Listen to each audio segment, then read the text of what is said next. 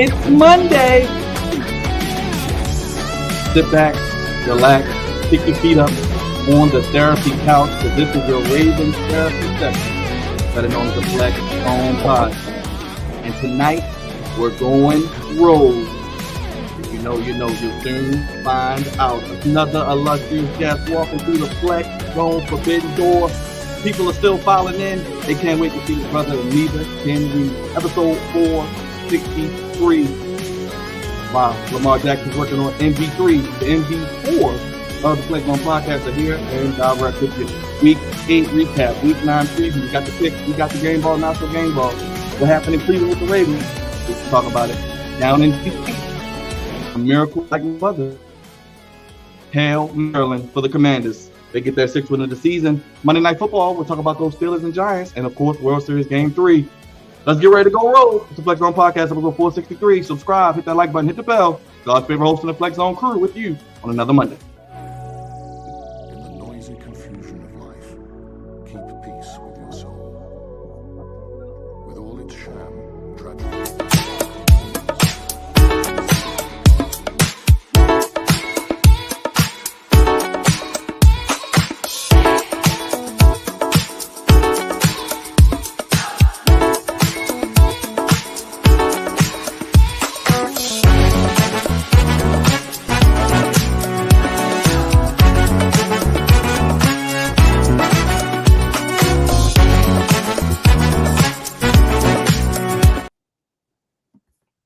More exciting than that team from the West Coast in and out of Bronx beatdown a few hours north. Sorry, Dre, had to throw that shot in there for you. It's the Flex Zone Podcast, episode 463. The only place, fella, giving you sports how you want it. When you need it. Another major show, another illustrious guest giving us some of their time, which we're forever grateful for. Tonight, we go Roug. As I mentioned, we're going to explain that in a second. Flex Zone, episode 463. Hit that subscribe button, hit that bell, hit the like button, sound off. We know we got to talk about those Ravens. We got a big time miracle down in D.C. And, of course, what's going on with the Ravens? Will they make a move as a certain team in Kansas City look to add to the repeat, makes another move? Got to talk about Dre's Yankees. The Dodgers look to be taking a commanding 3-0 lead. And, of course, game ball, not so game ball. We got the picks. Monday Night Football. The Steelers are in the dog right now. Starting to pull away, but make sure you follow us on Twitter, Instagram, Flex Zone 1, Facebook, the Flex Zone 1, and, of course, the Flex Zone Podcast on TikTok. And hit that Cash App. You can super chat us, vote on the poll, and, of course, sound off down below. Let's get to it. God's favorite host here. But I cannot do things without the team. And David Ruffin has just walked in the building. He's got a new nickname. It's our social media producer. You know him as Big Raj, the one and only. What's going on, my brother? Big Raj, we made it through another fun sports weekend, but it's time to get on the ambulance and do a little bit of therapy. No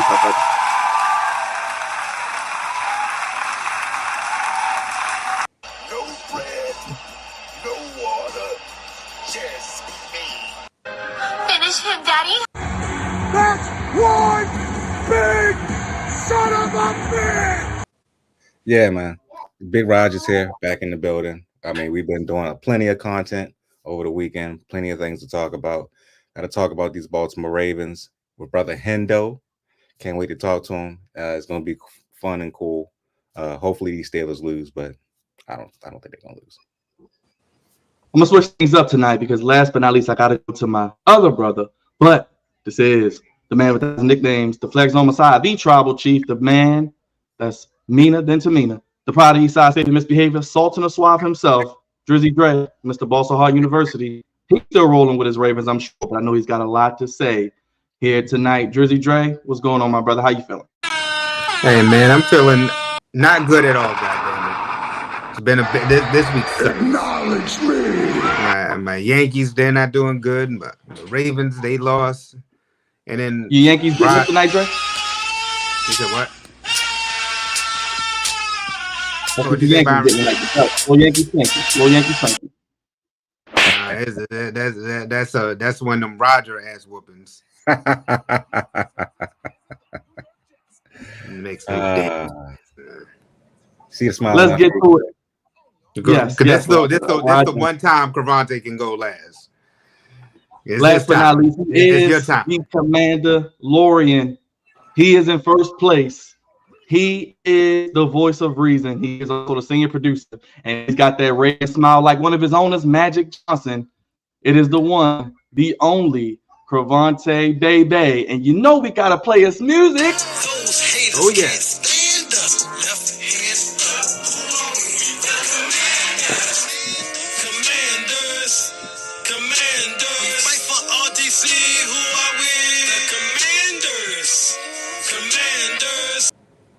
How you feeling, good brother? Still smiling. I love to see you happy. Oh man. Oh, it's cloud. I'm on cloud 12 now. Like well past 9. Still hate the song. I wish they would change it or something. But it's a good song, damn it. You guys seem to still enjoy it, I guess.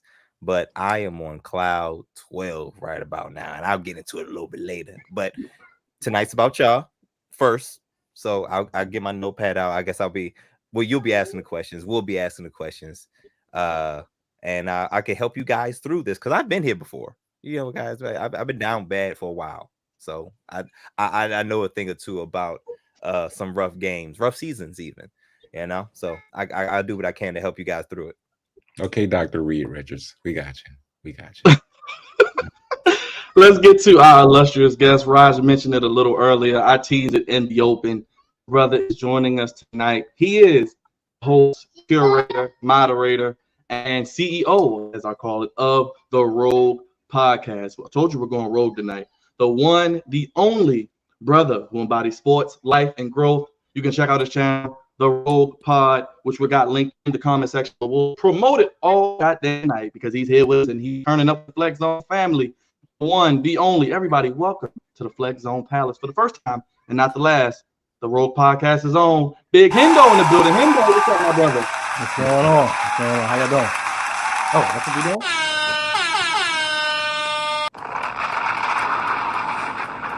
Appreciate you guys for having me. Of course.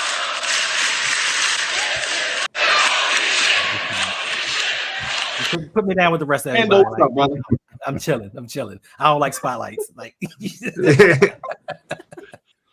well, brother, we got you here tonight. Like I said, we appreciate you being on. Before we get into those Ravens, for those who may not know who you are, because I see a lot of people in here, I'm sure they do, but let the people know who you are, how they can find you, and what you do on your channel, because you do a little bit of everything, and you're a hardworking brother, and we love to see it on the Flex Zone.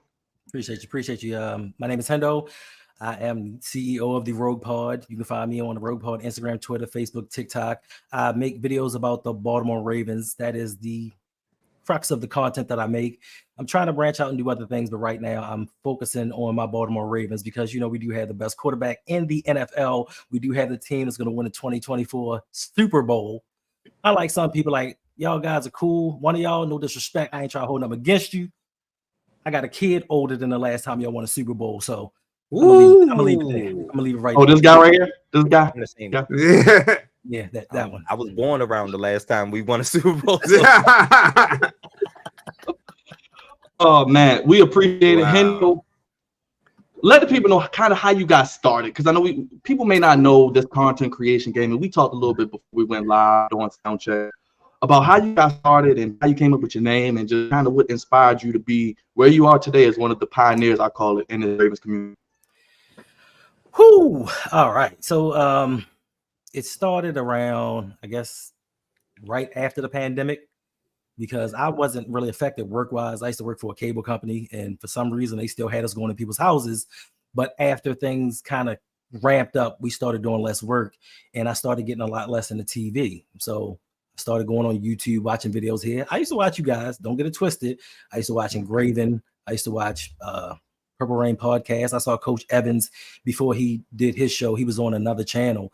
And I thought to myself that this is possibly something that I could do, but then it was always in the back of my mind that nobody want to hear what I want to say. Nobody, my opinion is not important. I think a little bit differently than other people, hence the name Roug, because I have rogue thoughts from time to time. But what ended up happening was things happen for a reason. Like you're put in situations that you can't foresee coming. And for me, it was, I was watching Purple Rain podcast, and I think they had went off, and it led me to Lunch Break Hot Take, where I met these brothers, Jose and Brodney. And so happened, I'm not a big internet person, like, meeting people online, putting your information online, but something told me sign up to their Patreon. Signed up to their Patreon, and we hung out for hours. Like literally, it'll be 2-3 o'clock in the morning. We're in the Patreon just kicking it. And one day Jose was like, listen, if any of you guys want to do YouTube, go for it.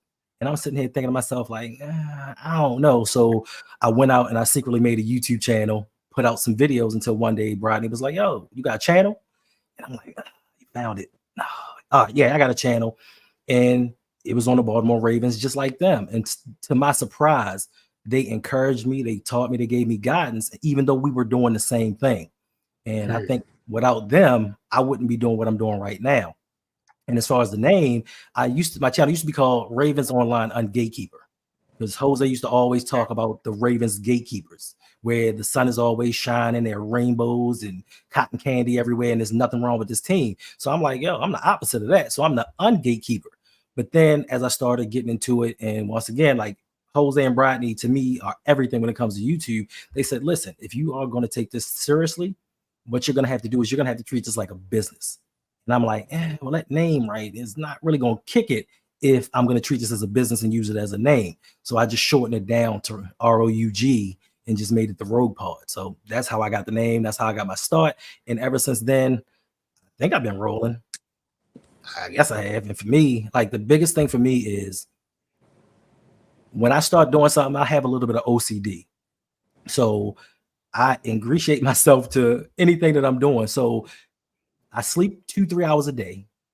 If I'm not making YouTube videos, I'm on YouTube studying, trying to figure out how I can be better, what I can do better. I go to different genres. If you watch some of my videos, you'll see me do the Thor thing with Mjolnir. Like I'll do little tips and tricks that other people aren't doing to try to separate myself and kind of gain a little traction from some other people. But most importantly, what I'm trying to do with my channel is I'm trying to show people you can have disagreements and discussions without calling people names and being disrespectful and doing all this other stuff. Like I, to this day, don't understand how grown men can truly be so upset at somebody else for their opinion. Because I will tell you from day one, I don't think that I'm ever right. It's just that the way that I was brought up in my thought process, this is how I dissect information. And this is how I process it. It's going to be different than the way that you did it, but that doesn't mean that I'm right. And it doesn't mean that you're right. But if you want to say it, let's have an intellectual dialogue about it. And maybe I'll come to an understanding and maybe you'll come to an understanding. But a lot of people just want to flex and argue. And I ain't with all that, because I am from Baltimore City. Let them know. Well, I just want to say I've been. You want the smoke? That's what he's saying. He's gonna bring the smoke. That's what he's saying. Okay, try him if you want to. Go ahead, Raj. I know the fellas got a lot to ask you. We got to get into these Ravens, but love hearing the backstory. Good, Raj. I just want to say I've been watching you too, Hendo. I've been watching you. Your videos are very, very good, man. Very good. I love some of your videos, man. They're very inspiring. So I just want to say, continue to keep reaching and keep doing your thing, man. For real, seriously. Appreciate it. But how you feeling about these Ravens right now, man? That's my first question. How you feeling about these Ravens right now? I know we just lost to the Cleveland Browns over the weekend. We had some more injuries, you know what I'm saying? But where are you at with them at this point in the season? Right now, I'm numb. I was a little upset yesterday at the loss, but it was something that I kind of expected. You kind of expected backup quarterback coming in, a stout defensive line.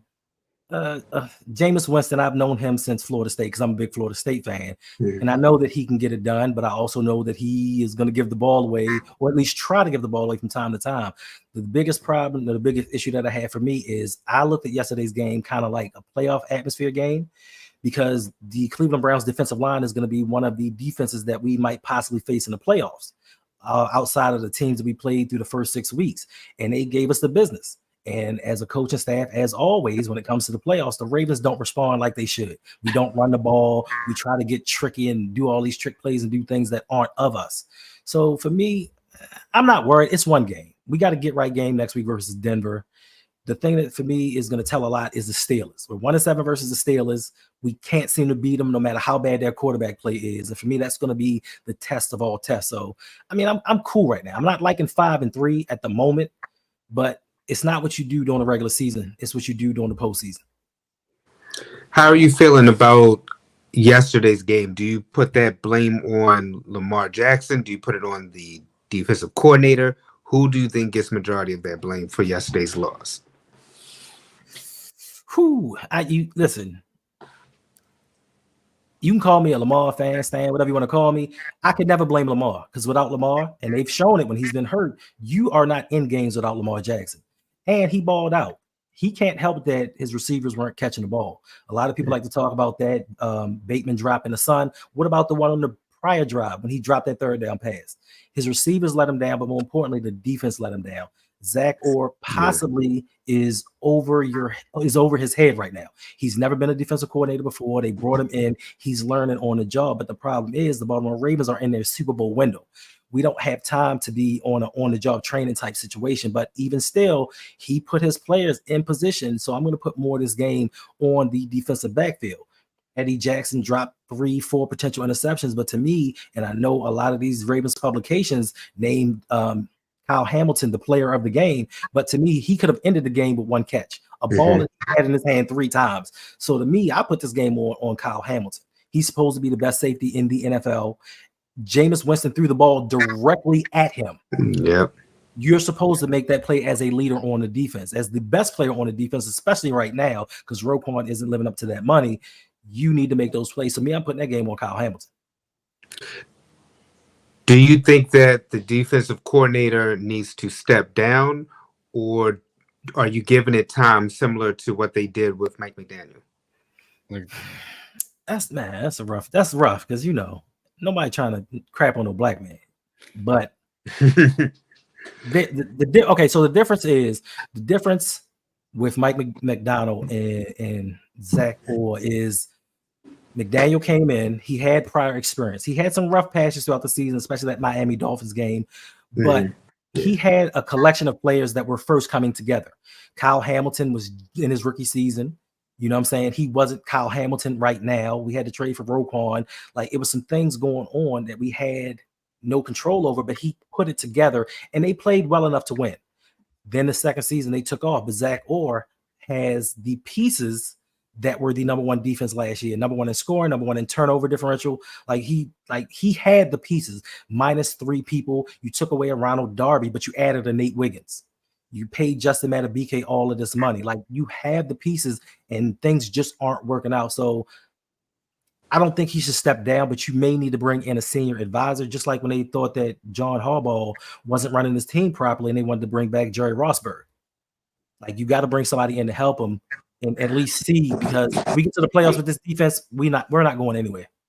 Isn't Dean supposed to be that guy? Or listen, I'm not an ageist, but Dean Pease is 74 years old, and we fired him for having defenses that collapsed. So you thought him in retirement? That does not, to me, make any sense whatsoever. You bring in a guy that failed at his job, and he's supposed to advise somebody on how to do their job better. Like, it makes no sense to me. Robert Saleh was out there. You could have brought him in the building, but no, John Harbaugh decides to bring in people that aren't a threat to his job. What do you think is going on with Marcus Williams? I mean, we paid him all this money a couple years ago, and Geno Stone has left off the team. We thinking that Marcus is healthy, he's straight, he's going to come into the season and do his thing. Like, what is going on? Do you think it's the system that he's in, or do you? What are your thoughts on that? I think that you get what you pay for. In a sense, we overpay for him. You get what you pay for. The problem that the Baltimore Ravens have, in my humble opinion, is they want players, but they never go after the best players available. Tyrann Mathieu was the best safety available at that time, and we thought we would go a little bit cheaper and get Marcus Williams. Now, he did play well for the part of the season that he came in the first year until injuries beset him. I think injuries have taken their toll on him. Also, I think that he may not want to be here. I think he's getting tired of the John Harbaugh stick and what's going on, and just everything going on around him is just taking a toll. So he needs to go, to be quite honest with you. He's not playing even remotely well. Damn. Do you think he need to cut Eddie Jackson? They should have never brought Eddie Jackson in. See, this is what happens.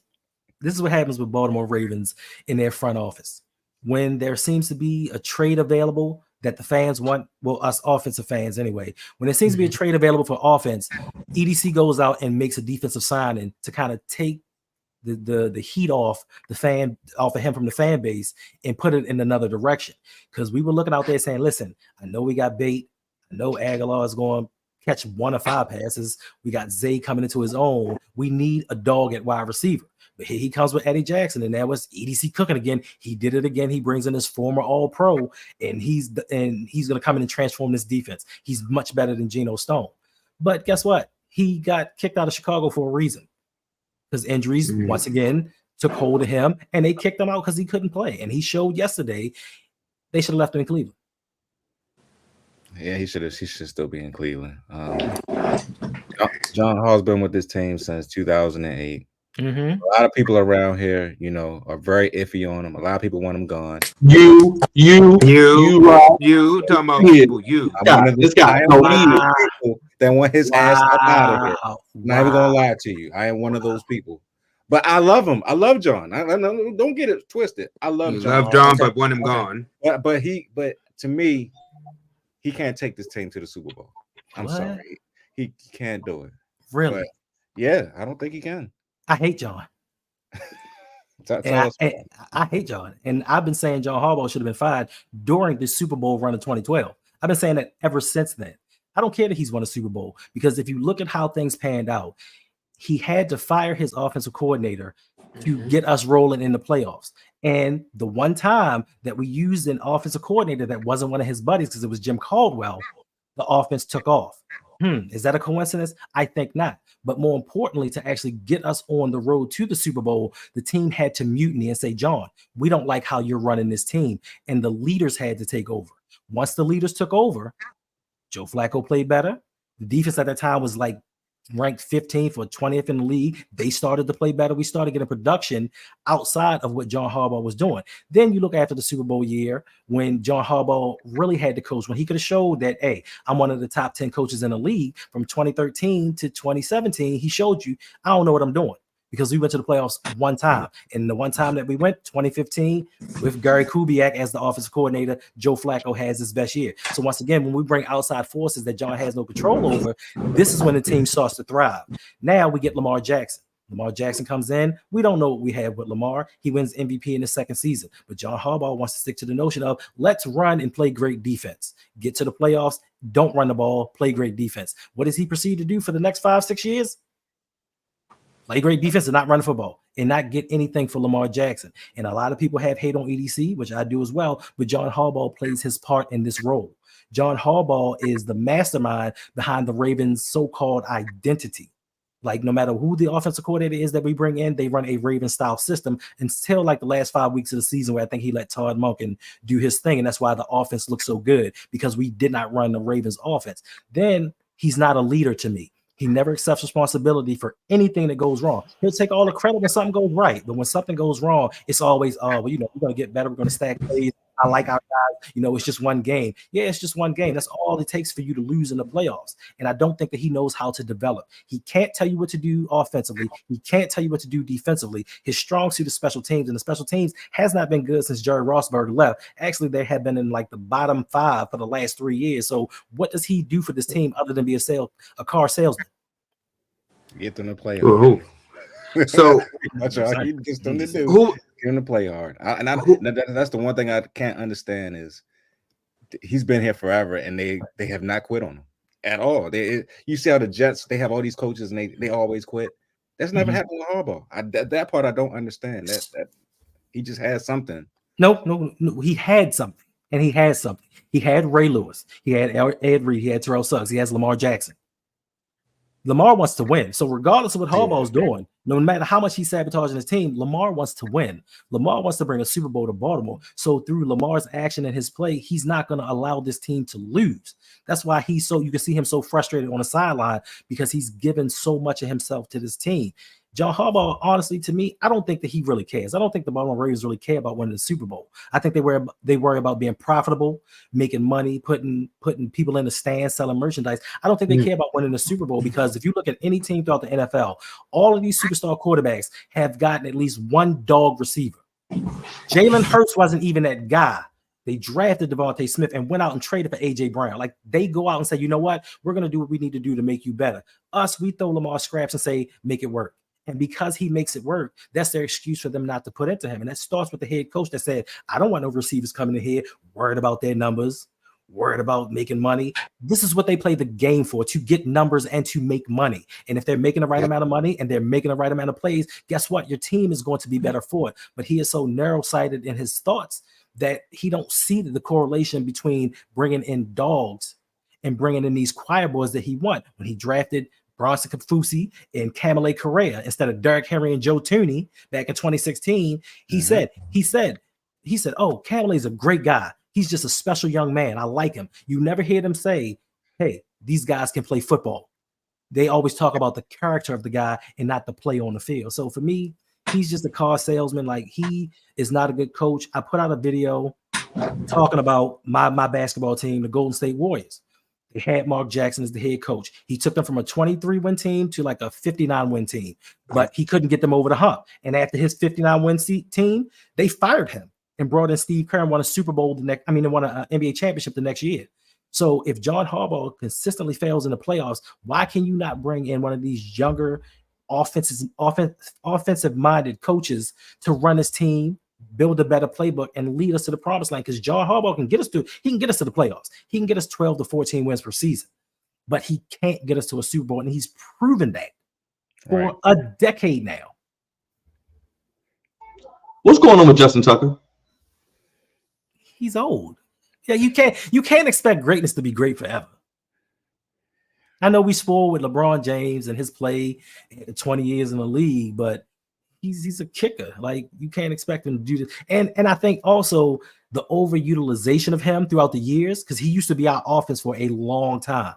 And it's just like a running back taking hits. If you're kicking so much, your leg gets worn out. Yeah, that's true.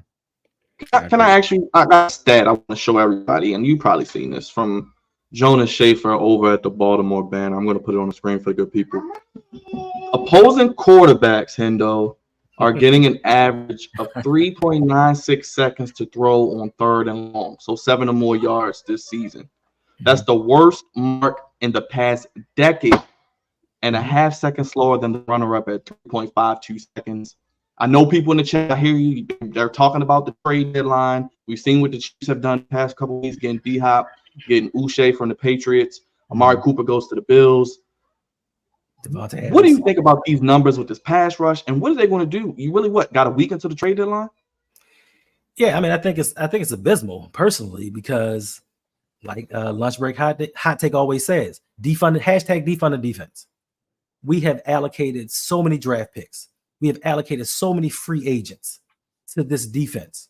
We got 2 third-rounders on the defensive line, first round and third round at linebacker, 2 first rounders, third rounder at cornerback, a first rounder, and a third rounder at safety. Like, all of these assets, we should be doing a lot better. In the trade deadline, for me personally, I don't think that one player is going to fix his defense. Unless like a Max Crosby, Miles Garrett type individual, I don't think one player is going to help this defense because it's a lot of issues going on. And it may be the continuity, the cohesiveness of the team, something may be going on in the locker room because they don't look right at all. And given quarterbacks that much time, and also you got to look at the fact that EDC has done a horrible job drafting. Since 2019, he has had the most draft picks by any GM by far.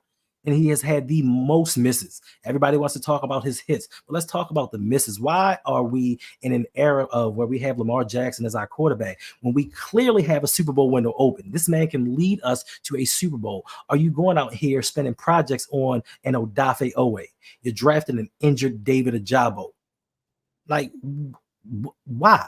I hate to say it, Patrick Queen. Patrick Queen ended up being decent for us. T. Higgins was out there. Like, it's so many people that the Ravens could have put on his team to help Lamar and his offense out, but we want to stick to that old antiquated notion of defense wins championships. And when people keep telling me that to this day, when they say defense wins championships, two of the greatest defenses of all time, in my opinion, were the 2004 and 2006 Baltimore Ravens. Did they win a championship? No. Why did they not win a championship? Because they had no offense, even back then. And we're still stuck in the same situation where we keep pouring into this defense. At the trade deadline, people are talking about, yo, we need to get a defender. We need to trade for a defender. How much are you going to put into this defense before you say enough is enough? Because I don't care how great your defense is. It's about outscoring your opponents. And the best offenses in this league are going to win championships. Now, if you can have a great defense and a great offense, kudos. But if not, you build and pour into your best player. And by far, Lamar Jackson is the best player on this team, but yet and still you keep giving to a defense that's not getting any better. Yesterday's loss, do you put that more? Well, you already said earlier about Lamar, and you talked about the defense, but do you feel like yesterday's game was a continuation of what may come again in the playoffs? Because a lot of people say that it's supposed to be the Chiefs and the Ravens again. But the problem is they don't trust Baltimore's defense more so than Lamar trying to carry the load of the offense. It all depends on coaching. Honestly, it all depends on the coaching and how they lead this team. Because we saw yesterday, you for 5 weeks, weeks 3 through 7, 6, whatever it was, you went there, you ran the ball with Derrick Henry. It was some games Derrick Henry didn't get going until the fourth quarter, but he got going. He had that big run. Yesterday, we want to get cute. First drive, I knew we were going to lose on that first drive when it was 4th and 2 or 4th and goal, and we put Derrick Henry in the Wildcat. And I understand why the Ravens did it, because Derrick Henry has beaten the Ravens on that play so many times. They said, all right, now it's time to give it to somebody else. But unfortunately, other teams disguise it a little bit better. You take Lamar Jackson off the field, who are they going to key on? They're going to key on Derrick Henry. They knew what was coming. You put Charlie Kolar, you put Mark Andrews in. Why are they under center? Take your 250-pound back that runs a 4.5 40 and just ram him in there. If you don't get it, you don't get it, but you send a message. The coaches are trying to be cute, and the one issue I've always had with them is they want to prove that they are smarter than everybody else. They want to show them, listen, I know we play this way, but watch me outsmart him. Watch me outcoach this guy this game. And unfortunately, we got outcoached. Do you think that this team can win a Super Bowl with John Harbaugh at the helm? Yes, we can win a Super Bowl in spite of John Harbaugh because of Lamar Jackson, because of how he elevates his game each and every year. Look at his wide receivers, and I'm not taking anything away from Bateman, and I'm not taking anything away from Zay, because I love Zay, and I wanted the Ravens to draft Bateman when they drafted him, but he doesn't, to me, have a wide receiver that, hey, we get in 3rd and long situation, the Super Bowl on the line, I can throw it up to him like Joe Flacco did to Anquan Bolden on that 3rd down. Like, I'm going to throw the ball up, either he going to come down with it or nobody's coming down with it. We don't have that guy. It was a pass in the end zone to Zay, dropped it.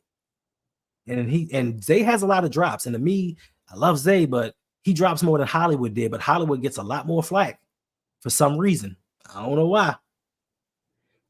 Because they would claim that he was not a Raven because he would be a little bit soft because he would go out of bounds, so he would just drop down when he got the ball.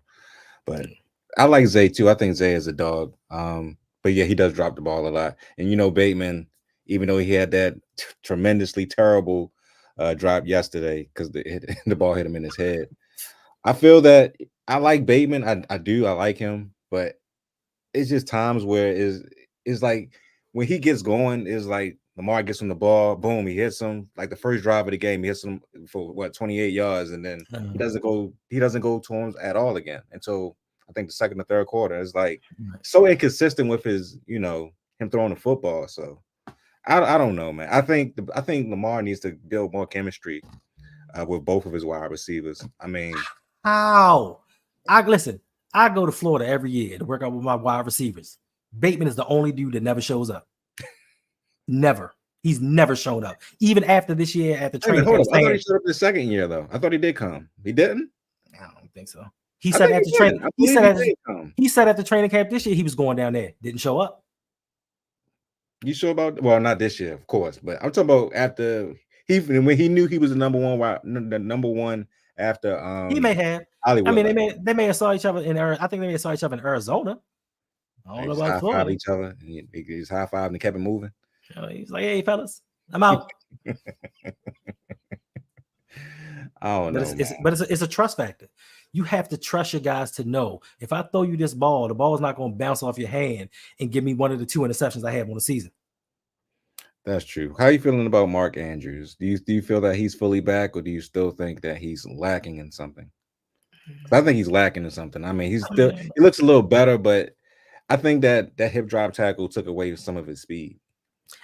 I think it's been a culmination of things. I think Mark Andrews is decent. I'm not a fan. I call him Mark Andrews because he forever dropping catchable balls. So that's that. And for me, Mark Andrews, listen, if you got him running in a straight line, cool. He's going to do it. Once he catches the ball, he's going down. He has no wiggle to him. He has no escapability. He just catches the ball and runs, gets tackled. But for me, the biggest issue I have with him is he has 0 touchdowns in the playoffs for the Ravens throughout his career. He averages 40 yards in the playoffs. But at one time, you were Lamar's go-to guy. How do you not have a touchdown in the playoffs? Because he never shows up in the playoffs. Thanks. Do you think that Derrick Henry is going to be the X factor, is the reason as to why the Ravens will win a Super Bowl this year? Yes and no. I think Derrick Henry, the presence of him, especially with him running the ball so much, taking some of the beating away from Lamar, he can be a little fresher going into the playoffs. I think in that vein, he can be the X factor, but it's going to depend on coaching because we've seen what the coaching staff does when the playoffs come. They don't run the ball. It's going to be a little hard to run Derrick Henry 6 times in a playoff game and explain that to the masses. But if anybody can do it, I believe John Harbaugh could be that guy and make up some excuse to why he just didn't use him. All right, so you also talked about the trade deadline. We've seen the Chiefs make moves. We've seen the Bills make moves. Every Super Bowl team, they said that they've made a move. I know you said defensively you don't feel like they need to make that move. So where do you think that they need to actually make the move to propel them over the hump this season? A wide receiver and an offensive lineman. Daniel Falele is not it. He's not it. Pat McCarry, he's out there struggling. He looks better than Falele, but he's out there struggling. I'll be honest, I got questions about Ron Stanley a lot of times, man. I've been hard on Ronnie Stanley, but he's been doing his thing this year. You can't take anything away from yesterday. It's Myles Garrett. Like, he makes a lot of people look silly, but Stanley's been solid. The only problem for me with that situation is Stanley has to stay healthy because EDC has not brought in a replacement for Ronnie Stanley if he goes down. Like, if he gets hurt, we don't have a left tackle to come in and play. So I guess they're going to slide McCarry over there and bring back Andrew Voorhees and slide him back in. But this offensive line is going to make or break us during the postseason, and I think bring in a wide receiver because, like I said, I don't think defensively you can bring in one guy that's going to solve the problem. So we just got to go outscore people. We got to do what the Bengals did on their run to the Super Bowl, just outscore people. Because defensively, they wasn't stopping nobody. Yeah. Why can't we just start Ben Cleveland? Why? I mean, what is? I mean, every time we've seen Ben Cleveland in there, he actually plays pretty decent. I don't understand why we haven't started him yet. He's in a doghouse. John Harbaugh don't like. Listen, we learned with Tyson Williams. We learned with Marcus Peters. Like, when you get in John Harbaugh's doghouse, you don't get out. Like, for some reason, he puts his ego over top of the success of his team. Like, I don't understand. Like, Falele, it's times you see him out there standing by himself, looking around. Like, did the play start? Is it me? Oh, damn. All right, yeah, I guess I gotta go touch somebody. You know what I'm saying? So it's so Plenty I of don't times too. plenty of times. So I think Ben Cleveland, you should at least put him in and see what happens. See if he plays any better. But the word is John Harbaugh doesn't like the way that he practices. He don't think that he takes practice serious enough. Like, who cares? If you can play on Sunday, that's all that really matters. The focal point of this team should be protecting Lamar Jackson. That should be the focal point of everything that this team does, making sure that he's upright at the end of the season, make sure that he can do what he needs to do and be as dynamic as he can when the playoffs start if they really and truly want to win a Super Bowl. Why is it for 15 weeks I think I know the identity of the Ravens, and then January comes and everything stops? Is this John Harbaugh out coaching himself or trying to outdo himself? Or why is it like a light switch that gets turned off during the playoffs? John Harbaugh can't coach. He doesn't know what he's doing. He don't know what he's doing. Listen, so I don't coach watch, but you telling me if we in the playoffs and Bill Belichick is standing there and Josh McDaniels and the offense isn't doing what they're supposed to, he ain't gonna go up to him and be like, listen, you need to change the protection, you need to do something and fix this. Or the defensive coordinator be like, look, bro, if you're not gonna do it, I'm gonna start calling the defense. All of these other head coaches are gonna do these things. The problem is the Baltimore Ravens don't have an identity. We want to say that we have an identity. We don't really have one. We just go out there and say, Lamar, win us some games. That is our identity. Lamar, do your thing, bail us out. And the coaching staff gets lazy. The awesome offensive coordinators in the past is like, yo, I don't have to draw up plays. Greg Roman didn't have to draw up plays because it's like, yo, Lamar, if it breaks down, he's going to run. He's going to escape pressure. He's going to throw the ball downfield and find somebody. He's going to make things happen. So I don't have to do anything. Then when the playoffs come, it's just like, yo, Lamar, go do your thing. We're not going to do any coaching because if you've noticed the Ravens throughout the last 10 years, they make no in-game adjustments. It's either we're winning a game or we're losing a game. Nothing changes. They're going to say, you know what? I know this ain't working in the first quarter. Guarantee you it's going to work in the fourth quarter. It ends up not working because we don't have coaches that know how to get outside of themselves. And I think the biggest issue is John Harbaugh's ego. Hendo, I want to give you a hug so much, man, because I said in the playoff loss against the Kansas City Chiefs, this idiot just stood there while his team was imploding. And the funny thing is, at halftime, he said, oh, we need to run the football more. And then they didn't run the football at all in the second half. They did not run the football. What are we doing? I was wait a minute. What, Rod? What? How do you be making fun of Harbaugh, man? You said what he be doing on the sideline? Oh, he just be doing this. Could be doing this. He looks like one of my guys. He looks like one of my guys. He have a teardrop coming down his face. You left out. Just looks completely stupid. He be like, no, you left out the other one. You left out the Dave Chappelle one.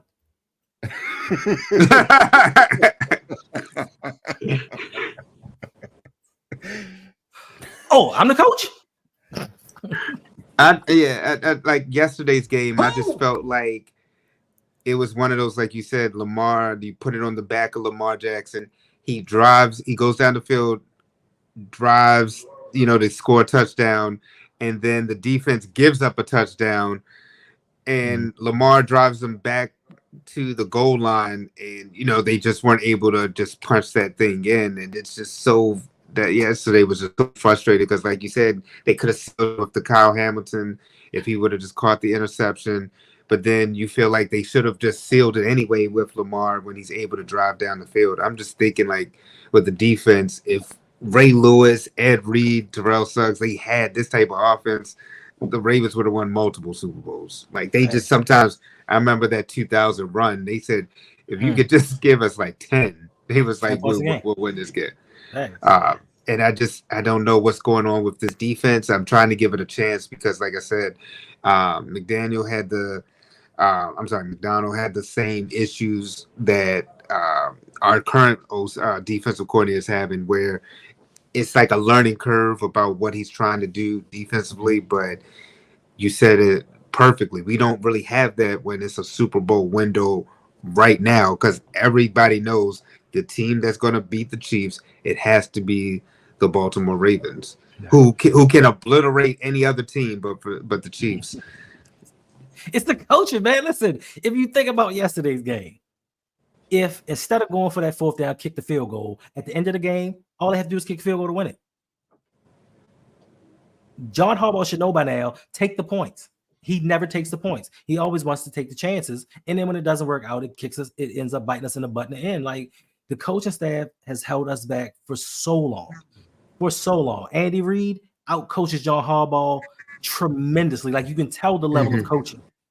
And it's just sad to me that fans can't see that. Oh, John Harbaugh's a top 10 of all-time head coach. Why? Because he's had Hall of Fame transcendent players.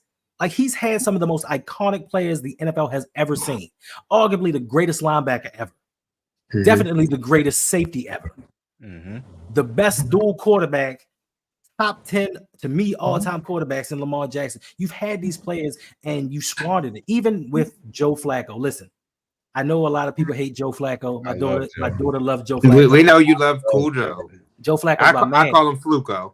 Listen, it's not Fluco. If you watch the Ravens in the past and how things went down, Joe Flacco doesn't get enough credit for what he did with this team. There were games where Joe Flacco would go in and drive the team down the field, penalty. That was 1st and 25. Okay, we got 15 yards on this plate, penalty. Now we had 3rd and 12, and now something happens. Now it's like, oh, Joe did it. He can't score no points. But it's the lack of discipline that team had because of the head coach. Why Joe Flacco was never able to actually succeed in the NFL. He was never given a number 1 wide receiver. To be honest with you, I love Derek Mason. Yeah.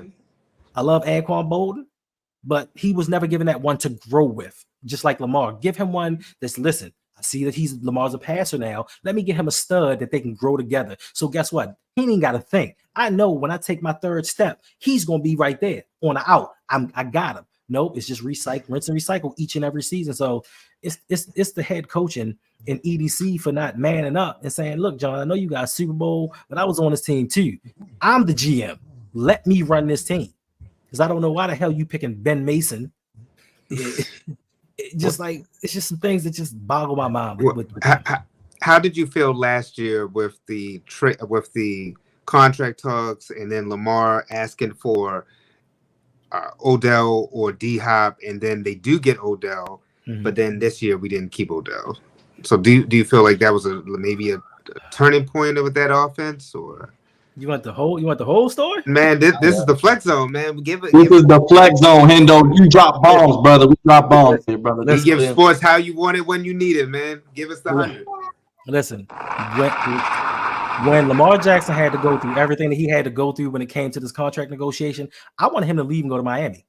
Like, I honestly wanted him to be out and go to Miami and play with Waddle and Hill and know what the hell a real offense looked like. Because my thing is, Lamar Jackson is the only quarterback in NFL history to be a franchise quarterback, the cornerstone of a team, and have to go through a contract negotiation where you got the head coach and the GM talking about, we talked to him, but I don't know what's going on. So they truly and clearly didn't respect him enough to know that he was the quarterback of the future for them, because there's no way you would even try, even though I know the NFL colluded, that you would even dangle him out there for another team to come scoop him up. So when he came and said, all right, look, I need Odell, I need D-Hop, you need to do something, I felt a little bit better, because now I feel like Lamar is finally standing up for himself. I just believe that Lamar is just a nice laid-back guy, and he lets things happen as they may, and that was one time that he put his foot down. Now, the problem that I have with the Ravens is, it's always an either-or type situation. Go out and get D-Hop and Odell Beckham Jr., because we said it before the season started, and we got a lot of flack for it. I said, this dude is coming off an injury. He hasn't been right in about 4 years. He's not going to do anything for the Ravens. Oh, no, that's Odell Beckham. He's a number 1 receiver. No, you need to get DeAndre Hopkins. DeAndre Hopkins is a number 1 receiver. DeAndre Hopkins is the guy you really need to go after. But I guess to entice Lamar back, they said, you know what, we'll get one of them and concentrate more on the defense. Let's give $100 million to this linebacker. Let's give $98 million to this defensive tackle. Like, to me, it was just major disrespect, because no other franchise quarterback in this league has to go through these type things. Hendo, how did the AFC North play out? Because it looks like TJ Watt just got a strip sack on Daniel Jones, so Steelers look like they're about to win. Bengals, I think, are on life support. Browns are the Browns. Is it a 2-team race? I know the Ravens got Denver this week as well. Are you a little worried about these next couple weeks? No, I'm not worried about any of the weeks. Like, it is a 2-team race. Granted. Now, the Bengals, I'm not going to say that they're dead just yet. They didn't have T. Higgins yesterday, so that kind of hurt things a little bit. I think they could play better. I don't think they're going to win a division. They may compete for a wild card spot, but it really is just the Ravens and the Steelers. Steelers have one of the teams I'm not worried about, but they are one of the teams that can stop the pass and stop the run. And the way that Russell Wilson is playing, they look like they can score points, so they can make it a competition when they play the Ravens. It's just that can the Ravens get outside of themselves, because the problem under John Harbaugh is the Ravens play down to their competition. The Ravens, theoretically, outside of maybe the Kansas City game all season long, they are the better team, clearly. But yet and still, we get to the Gardner Minshew's, we get to the Jameis Winstons, and we lose these games. Pittsburgh's going to slip up.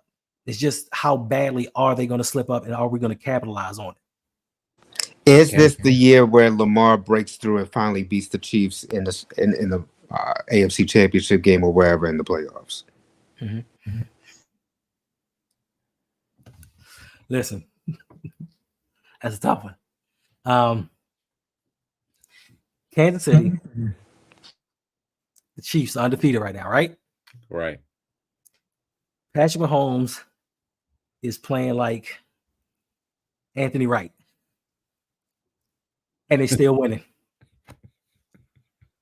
Kansas City Chiefs are a whole different monster when it comes to the playoffs. Like, for some reason, they play around. Like, they play around on the regular season and try different things, and then the playoffs come, and it's like, nope, switch flipped. Let's turn it on. It'll be hard. It'll be hard if our offensive line gels. There's a possibility, because the Chiefs are a defensive team now. No matter how you want to put it, even with DeAndre Hopkins, they're a defensive team. I think they might have the number 1 or number 2 defense in the league. They had the number 2 defense behind the Ravens last year, and it showed in the playoffs. The thing for us is we don't have to worry about stopping Kansas City. We need to worry about outscoring Kansas City. So if we can get the offensive line down and maybe bring in a piece or a wide receiver like a Christian Watson or somebody like that, a Cooper Kupp, that can come in and take some pressure off these young guys. We need an experienced wide receiver come playoff time. So if we can get the offense to outscore them, it's a possibility. It'll be a good game, because we almost beat them week 1, and we didn't even run Derrick Henry that much. So you think Cooper Kupp would really help this offense? Why wouldn't he? He's Cooper Kupp. He's Cooper Kupp. I wanted them to draft him. Like, because I mean, I could see like a D-Hop, but I don't know. I just didn't feel like Cooper would fit. What do you mean? Listen. The biggest misconception, and I'm not saying that you're saying this, but the biggest misconception in the NFL is speed matters. You tell me any 4.2 dudes, maybe low 4.3 dudes that dominate like Cooper Kupp has. He's won a Triple Crown, and he runs a 4.6. Route running is everything. Speed means nothing unless you're breaking away and trying to get a long touchdown. But route running is everything. And Cooper Kupp can run routes. He can get open. He can demand double teams. I love Zay. Zay ain't demanding a double team. Bateman, Aguilar, damn sure aren't demanding double teams. You put a Cooper Kupp out there, they're going to double him. They're going to shade a safety over to him. Like, so you're opening things up for everybody else. Christian Watson, he's a big, fast dude. I mean, there's some dudes out there that might be able to make some kind of noise for this team, but they have to do something, because we don't have the experience at the wide receivers right now to possibly keep up with the playoff Kansas City Chiefs. Who's going to stop Chris Jones? Because Chris Jones always seems to get at us. Is either Chris Jones, TJ Watt, or Myles Garrett, or Crosby? I say it was it was Crosby, and they lost. Who's going to stop these guys? Nobody will stop, bro. You see Chris Jones playing with our defense. He's just moving around like, who am I going to pick now? It's like the water boy. He literally threw Justice Hill out the way. Yeah. He said, "Get out!" But Justice Hill shouldn't be blocking him. I agree. He shouldn't be chipping him. He shouldn't be blocking him. Justice Hill got him. He got him last 2. He got him, but listen, we're not going to stop them. We're not going to stop Chris Jones. We have to offensively, the coordinator has to scheme plays to know where his weaknesses are and scheme for him. We got to watch out for Bolton. We got to watch out for Kalafkis. Like, it's some other dudes on that defense that can ball out too. So we have to prepare for them. And like I said, we need to get a piece on the offensive line that can help protect Lamar for the playoffs. I am not about regular season glory. Don't tell me how well we look during the regular season, because when the postseason comes, it is a whole nother level. You talk about it early in baseball, like the postseason, like, yo, the stuff that you see during the regular season, it don't happen. You're playing the cream of the crop, and you have to be at your best. And you can't tell me when you're going up against Chris Jones and Kalafkis and Bolton and all of them dudes over there that Lele and Pat McCarry are going to get it done. And I like Rosengarten, but it's been a couple times you threw him out the way too. He needs to get stronger. That's does. But we shouldn't. But that's the problem with the Ravens. We rely too much on rookies. But we rely too much on rookies to come in and start for this team instead of learning. That's why we have 11. That's why we want to have 11 draft picks coming up. Because that's what we care about is cheap labor. Listen, I just came off a stream. We just did the Ravens roundtable with Coach Evans. Oh, yes. And shout out to Coach Evans. From 2021 to 2024, we just looked over the 3rd, 4th, and 5th round picks. So many wastes. Instead of trading a 5th rounder for Amari Cooper or a 4th rounder for Devontae Adams. Don't even get me started. Hendo, I got a couple quick hitters for you, brother. Before we get you out of here, I got a couple things because you mentioned you are a Warriors fan. And these brothers can tell you when they was on that dynasty, team like, and I was styling and profiling like Ric Flair. I was having a good time. Stephen Clay, you couldn't tell me nothing. They was beating their boy LeBron. They was shooting from 30. But I did a video, and I said they would not make the playoffs or the play-in this season. I don't think – I saw Steph get hurt last night. I didn't like that. Ankle injury again. What is this team going to do, Hendo? I don't think they're a playoff team. I could be wrong. We'll have you back to talk about it in the spring, but – are they going to be able to right the ship? The West is tough, brother. Yes, they're going to right the ship right to the playing game. They might not make the playoffs. They're going to make it to the playing game.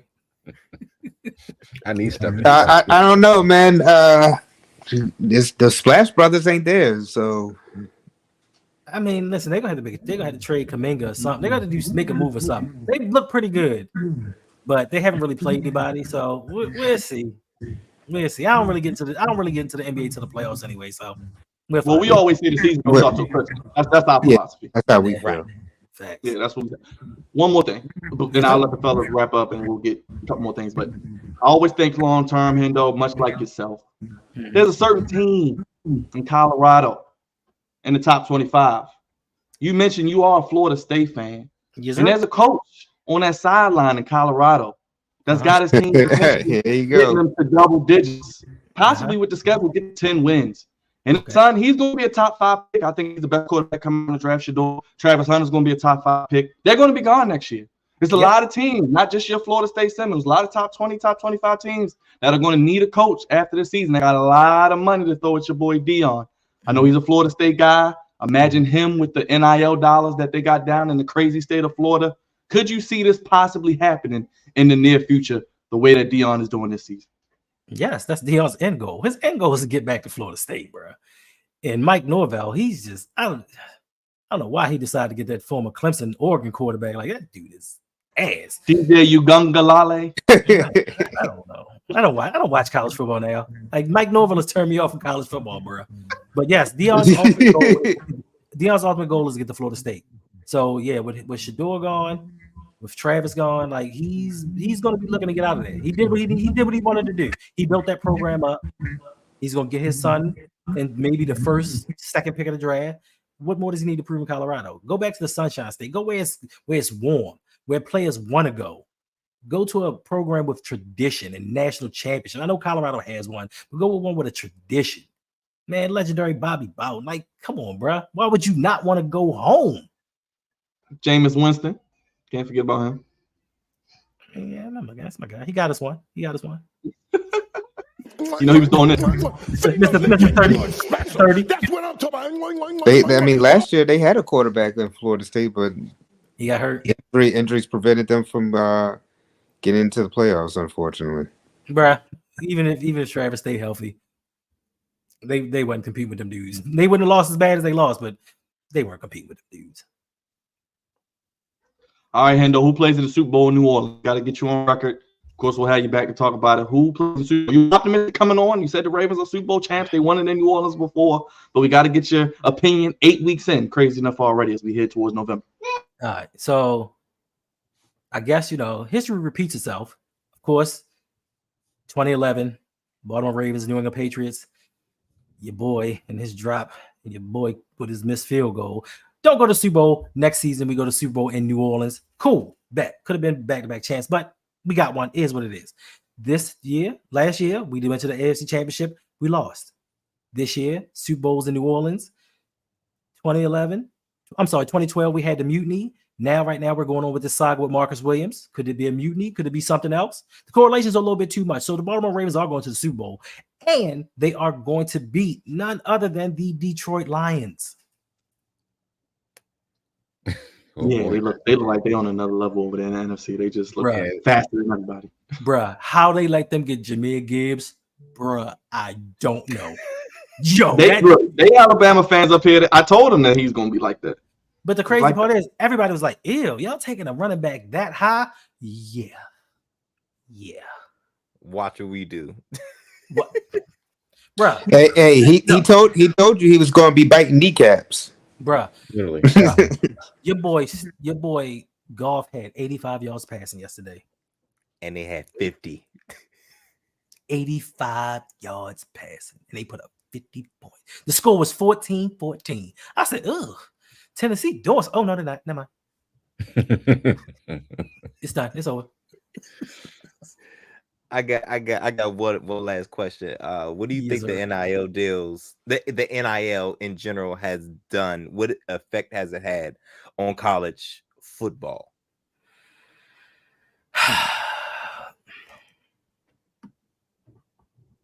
To me, I think it's sort of even the playing field a little bit. Now, some schools don't have as much money as other schools do, but if let's say I'm a hometown kid and I got an offer from, let's say, Oregon, and they was like, "Oh, we can get you a deal for $250,000," but I really want to go to Maryland, and they can only get me $150,000. Now I might choose to stay home because now I can get some money in my pocket to help support my family and stay close to home and go to the college I always wanted to go to. So that kind of evens the playing field up. You still have your haves and your have-nots when it comes to players, but I do think it gives certain teams an opportunity to get a little bit better. Now it evens the playing field for the rest of the league versus Alabama and Georgia because they've been paying players for forever. Now it's just everybody else gets a chance to do it. Word. Nick Saban's, I'm appalled. I'm so shy. I gotta retire. What do you mean paying players, bro? You've been doing it for your whole life. Now that it's even, now you don't think you can compete, so now you're gonna retire. Like you. We call him Slick Saban around here. That's what it is. Yeah, Slick Saban. I ain't getting mad at him, man. Because I mean, you're seeing the schools with the money. Look at Texas right now. Mm-hmm. You know what? Clemson, they got to be giving them something. Your team, Oregon, Dre. Yeah. And as much as Dabo is saying he's against NIL, I'm like, bro, you doing something over there? Because right now they're saying Clemson one of the top teams. Come on. Yeah, and they bet. Like listen, all of them are liars.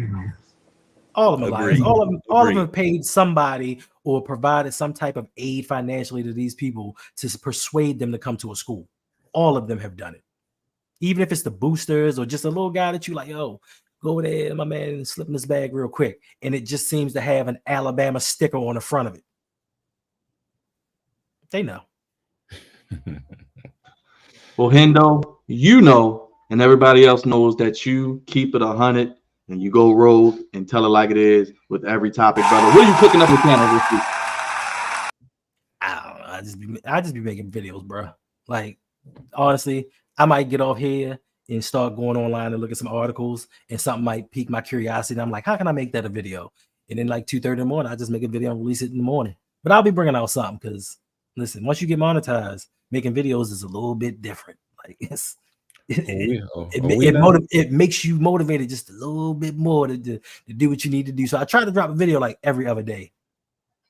I just told them we are doing a video every day through the end of 2024. Next week, we're going to be live for the election. So if you're in the chat, we talking about it here on the Flex Zone. Hendo, if you want to hop in, you're always more than welcome, brother, because you are no longer against. You are family, brother. And if you need anything from us, we're going to flip this interview, put it out for the masses so they can see your wonderful insight. And we appreciate you again, my brother. And we got to have you back real soon to see how the season plays out. No doubt. I appreciate you for having me on. And listen, anytime you want to come, be on the channel, you're more than welcome. I'm just bad at inviting people because my whole thing is like, I'm a very prideful person, and I feel like I'm bothering people when I ask them to do stuff, even if I know I'm not. Like, I don't like asking people like, yo, you want to come on the channel and do something, because I don't want to bother people, because I know people have lives and they have things to do. So like, if you want to jump on, just shoot me a text and be like, yo, I'm coming on. Cool, bet, done. Say less. Yeah, I'm much like you, brother. I'm up doing videos 2, 3 in the morning too. So I feel you, brother. I know how it is. Yes, sir. One more time, give it up, everybody, for Hendo, not the little one, the big one, from the Road Podcast, joining us here on the Flex Zone Podcast. Hendo, we appreciate you, brother. Thank you again, man. We appreciate you standing up late with us, man, and keep up the great work. We appreciate you being here and giving us your time, and we'll do this again real soon. I'll be in contact. I'm gonna hold you up on that. Yes, sir. On your All right, guys, take it easy. All right, Thanks Hendo. again, Hendo. Man, you Appreciate you. too. One more time, everybody. Give it up for one only Hendo from the Real Podcast. Joining us here in the Flex Zone Podcast.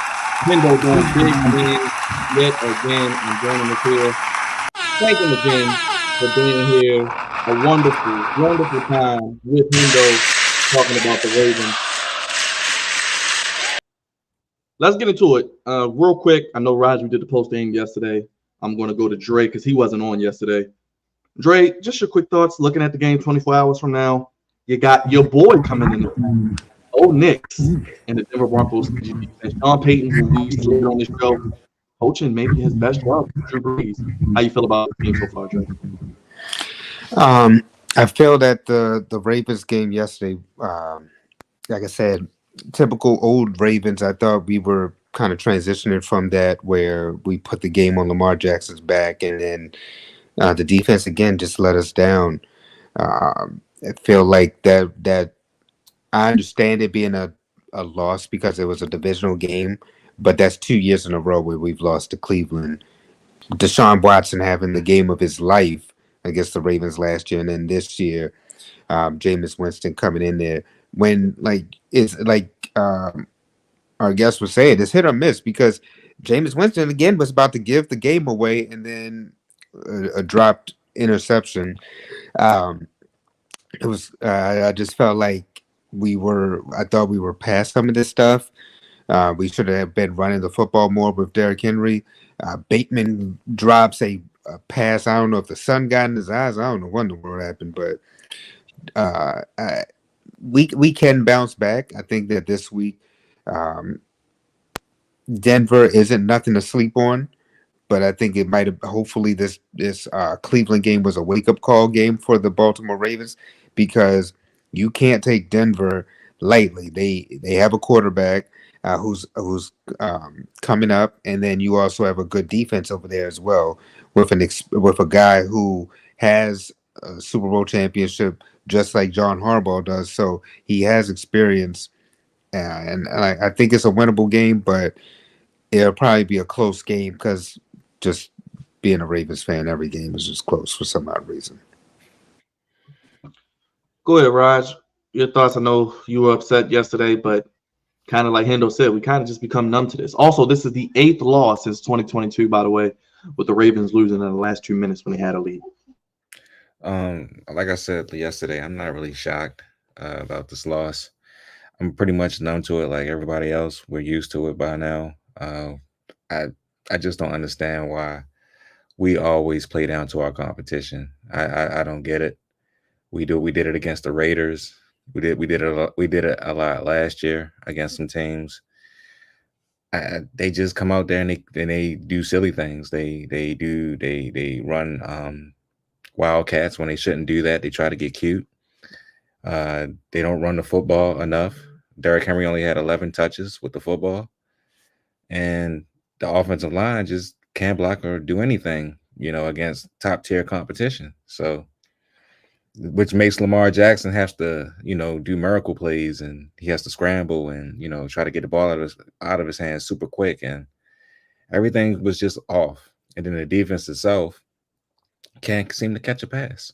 Eddie Jackson, 3 interceptions. He could have caught 3 interceptions. He dropped all of them. Kyle Hamilton at the end of the game, like Dre said, dropped the game winning interception. So it's just things like that why this team is always going to be I ain't gonna say they're always going to be, but it's just this kind of stuff holds this team back. And coaching, as always, out coaches themselves or don't coach themselves at all. So it is what it is, man. We'll move on to the Denver Broncos. Hopefully Marlon and Wiggins is back. because they definitely need both of them. Stevens is god awful. The other guy that came back from injury, I don't even know his name. Davis. Davis. He's terrible too. Oh, shit. You said who? Who came back like yesterday? No, Davis. Was it? Jalen Armour Davis. I forgot. Yeah. Yeah, exactly. It don't even matter who he is. He came back. You know what I say. So right, exactly. Google it. They just need to get it together, man. They need to get it together because Steelers didn't win tonight. Not surprised there. They're 6-2, and we're a game behind them. So we got to keep up the pace until we see them. So on to the next game, man. On to the next. I would be remiss if I did not get to the $2 super chats from Rave Kingdom. Shout out to Rave Kingdom with $2 super chats. Rogue Pod sent me here, and we love hearing Hendo's opinion. Yes, we do. Big shout out to Rave Kingdom for the super chats. Get your super chat in. Do what Rave Kingdom did, and as always, appreciate you. Thank you for the super chat, Rave Kingdom. Appreciate the support. And thank you for being here, everybody who's in the chat. I saw Super Tally, I saw One Flake, I saw Engraving, everybody. So thank you guys for showing love. But let's go down to DC Cravante, baby, because you were waiting patiently, and it's time to do it.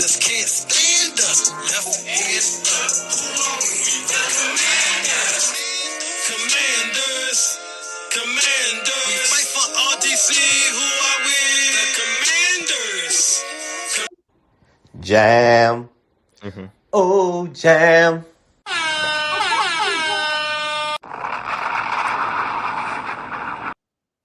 Commanders get the big win. Cravante, number 1 versus number 2. Caleb Williams, Jaden Daniels going at it. Matchup of the top 2 picks. Cravante, you even came on here after the game, giving your live reaction, which we may see more of, which we'll tell the good people about. Big things in the works for you Commanders fans. You guys have been asking for it. We're working on some things, but we'll keep you posted. Cravante, how did you feel getting that win? You mentioned in your video a little bit of a slow start the first 3 quarters, but in the fourth quarter, like a heavyweight fight, you really didn't know which way this game was going to go. 6 wins already, Cravante. 6-2, first place in the NFC East, but Philly is playing well, and the Cowboys lost yesterday, which you always love to see. What did you think about this game yesterday? So I was talking to Byron. I don't know if it was Byron or Raj that was like, yo, you got to do a reaction, because it was such a crazy ending that I know your reaction was crazy. We got to see it. Now, it was a lot of explicitives going on after that happened, because I was mad. I was upset. I was like, well, damn, for all this, Jaden should have go ahead and sat this thing out. You know what I'm saying? We shouldn't even put him out there like that. And I was just very disappointed in my team's offensive performance. We had 3 trips in the red zone and penalties after penalties after penalties. And we're not that team that could just overcome penalties and shortcomings like that. So we end up settling for field goals. It was 9-0 at halftime. Defense played as well as it could. Now, granted, Caleb was off. Caleb was off for the whole game. I think he had 30 yards passing for at halftime. And I think they had 90 total yards as an offense. So I'll take that all day as a defense. They do still have Keenan Allen. They do still have Roma Dunze. And of course DJ Moore. So we all know how bad my secondary is. Being able to keep them in check was really good for a half. Even truly for most of the game. But God dog it, I felt uneasy when we went up 12-0 and Swift got the touchdown. I said, "Oh boy, I don't like where this is going, and I don't feel good about it because the offense has been flat. All the Bears got to do is get it back. and score. And now all of a sudden they're up. Crazy. And eventually, I don't care how good your defense is. If your offense not producing, eventually the defense is going to give up something. They're going to give up something. And at the end, they scored, and I was like, God damn. I can't believe we were up for 3 3/4 of the game, and now we're going to lose. This was a resemblance of, makes me remember of how our team used to be. Even with the little bit of games that we were up, we're going to give this up. Somehow, some way, we're going to give this up. And I was like, damn, I hate to lose like that, because Bears fans were talking trash. And I wanted this game because I told you at the beginning of the year, this game was circled. We wanted to see this matchup. CBS flexed this game to see this matchup at 425.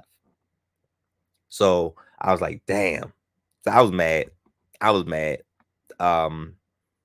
You know, when setting up a Hail Mary, you want to get as close to the 50-yard line as possible to have it be realistic. And the Bears defensively, and for Eberflus to be a defensive-minded head coach, I can't believe he let this happen. He let us get to the 50-yard line. And Jaden Daniels, having the cannon that he has, standing on the 35-yard line after dancing around and doing all this and that, he threw it up. Goofy, one of my goofies of the week, tapped the ball, and it falls right into Noah Brown's hands. Byron, Roug, I'm telling you right now, we would have got kicked off of YouTube if they'd have put me on the immediate reaction. If you would have got my immediate reaction, they'd have kicked us off YouTube.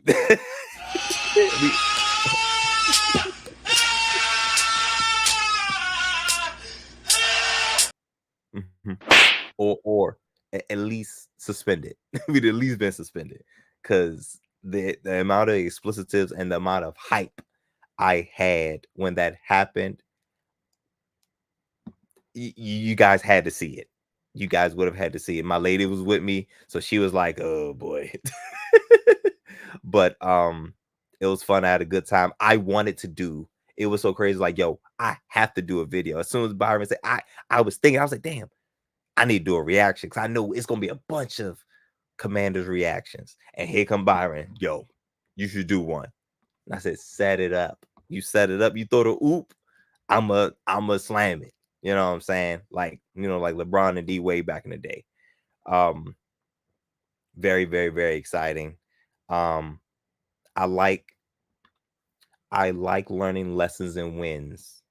I like the ability to learn lessons and wins, because offensively, we left a lot of points on the field.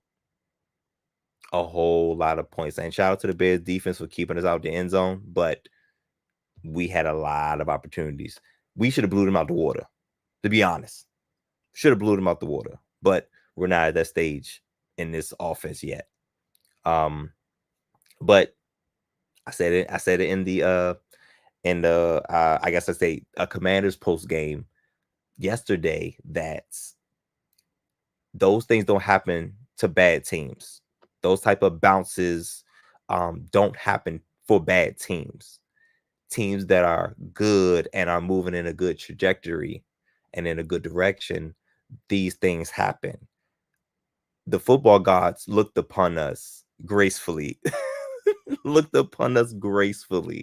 Because for the last 20 some odd years, it's been a cloud. And now the sun is shining.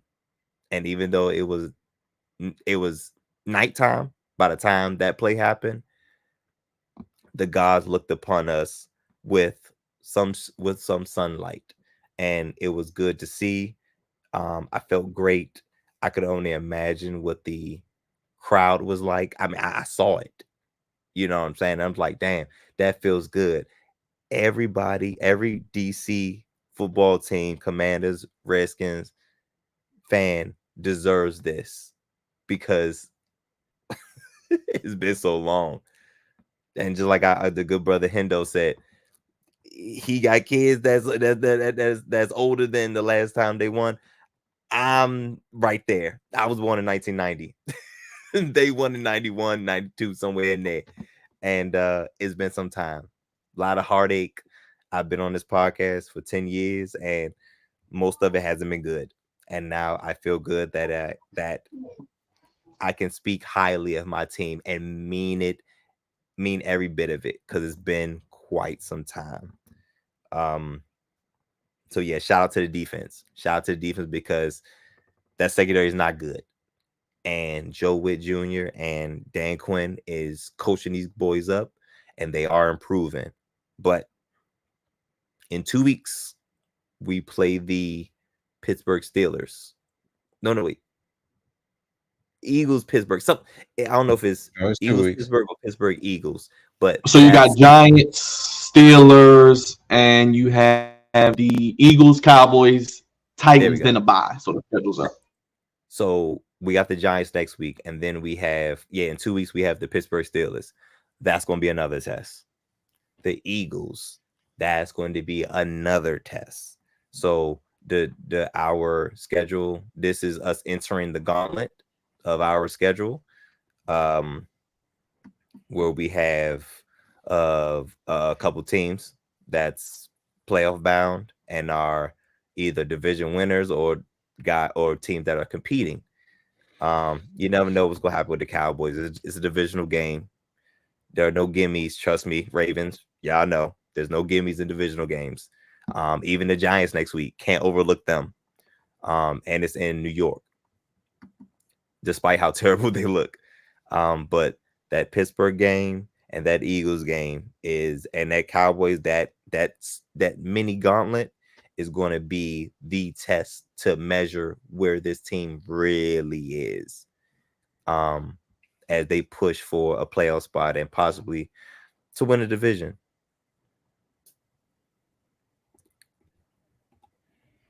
Yeah, as mentioned, you have the Giants, Steelers, Eagles, Cowboys, Titans, bye, and you got New Orleans, Eagles, Atlanta, who's playing well, and Dallas at the end of the season, Cravante.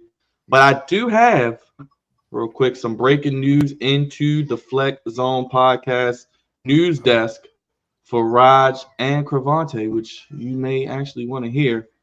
Let me get that up for you people here. Hold on. Good people watching. You guys, team, the Washington Wizards have officially won their first game of the season. The Wizards have won a game, Cravante. Can you believe it? Oh my. Wow.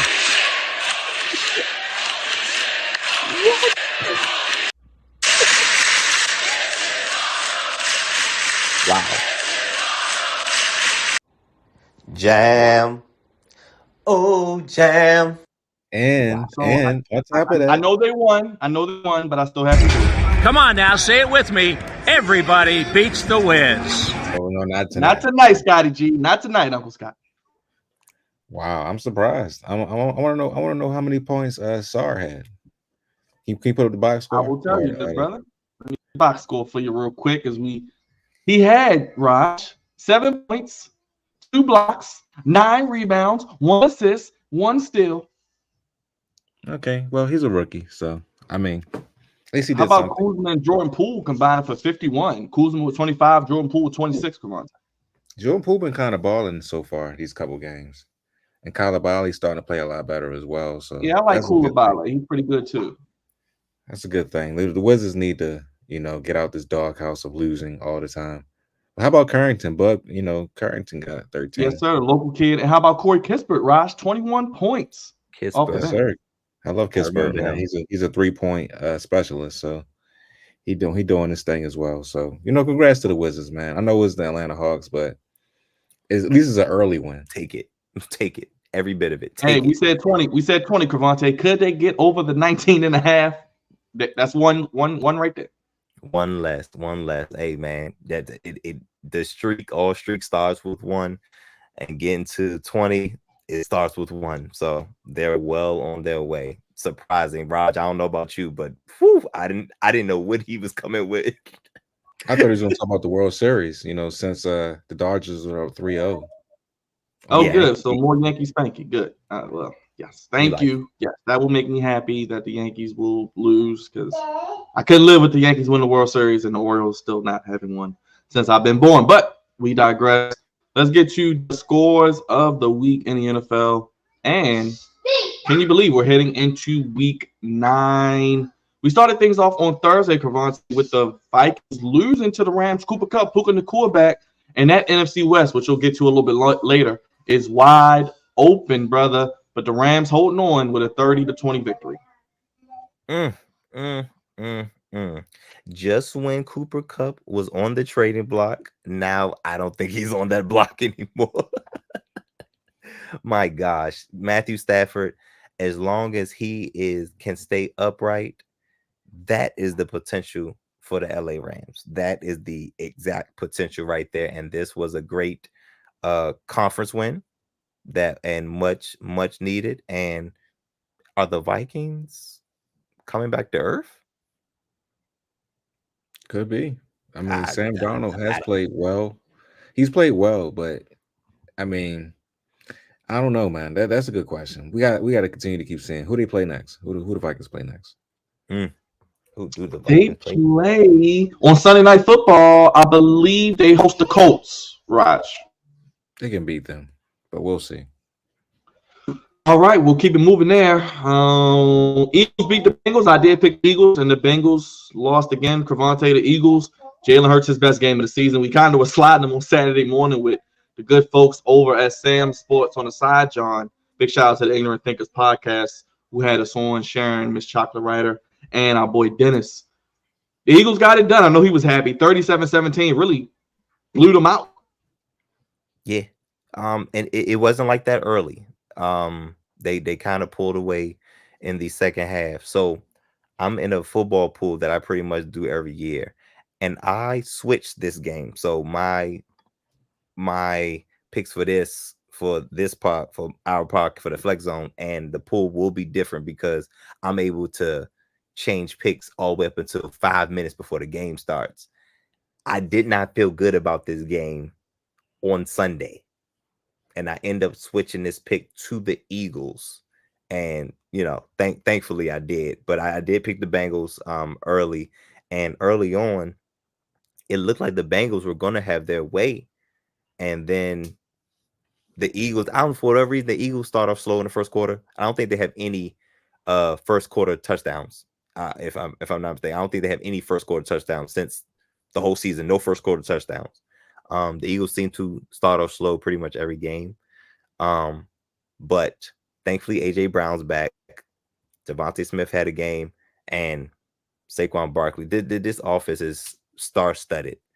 And Jalen Hurts has to limit mistakes. If he limits mistakes, this is the potential for the Eagles offense. Now the defense, up and down.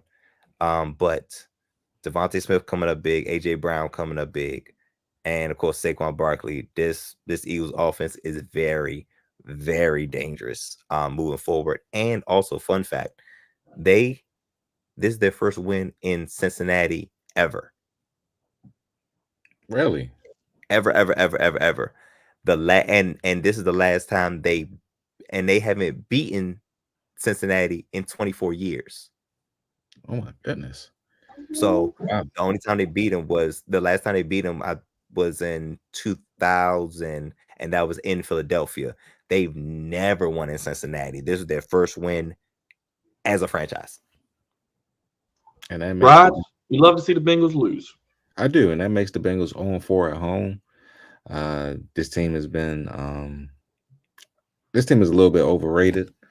Don't get me wrong. Joe Burrow has Jamar Chase and T. Higgins, and they still got somewhat of a decent running game, but they're not the same as they was in years past. And those guys are coming up for contracts, and I'm not sure where they go at from here. I know we have to play them in a couple weeks, so we'll see them on Thursday Night Football. But yeah, man, if they lose another game or two, I think they'll be completely out of it. But we shall see. You know how the Bengals are; they like to come on strong late. So they suffered this game, but they still in it. Do we need to say much about the ass whooping that happened in Detroit? I said yesterday, Cravante on the post game show, we know Big Meech is free. It was a BMF beatdown in the D, and I'm sure the strip clubs after the game were on a beam. It was the place you want to be in Detroit. I don't care how cold it is. You was outside last night because the Lions, they look like the favorites, Cravante, and it don't even really look close between them and the rest of their own division right now. And there was a lot of this on Sunday afternoon.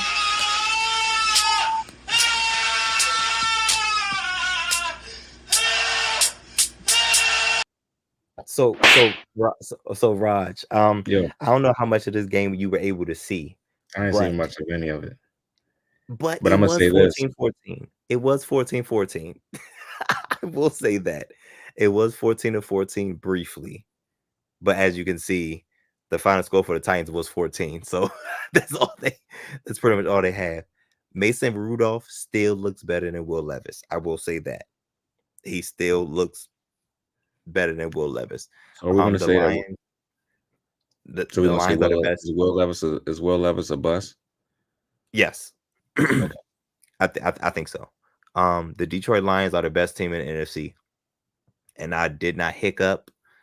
I didn't stutter, any of that. They are the best team in the NFC. And the crazy thing is I don't think it's really that close. I love the Packers. I love the Packers are able to do. We'll get to their game. But Jordan Love's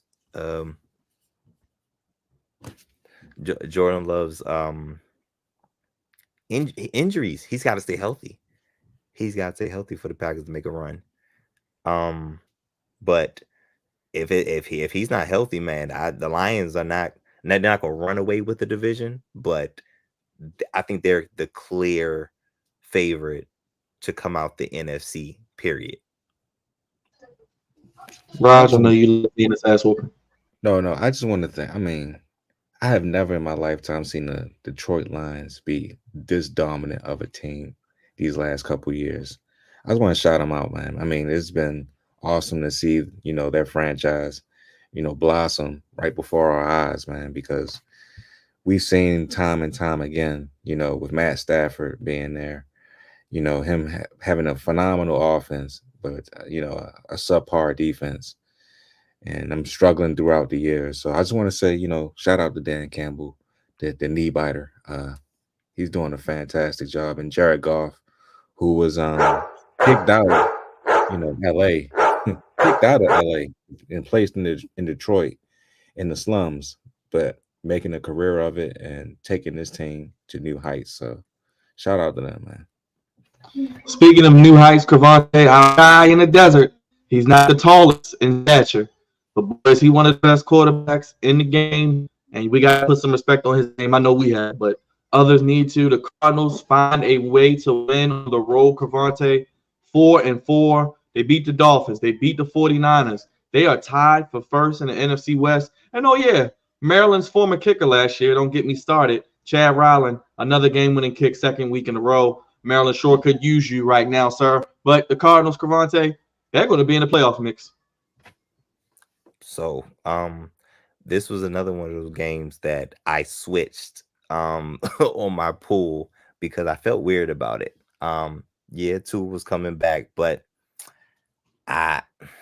for the Dolphins to have been a 4-point favorite, I think it was 3.5, 4-point favorite, I felt weird about it.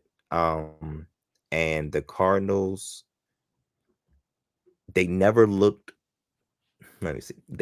overmatched, except for when they played the Commanders. But they never looked overmatched in this game. And the Dolphins seemed like, at least defensively, lost.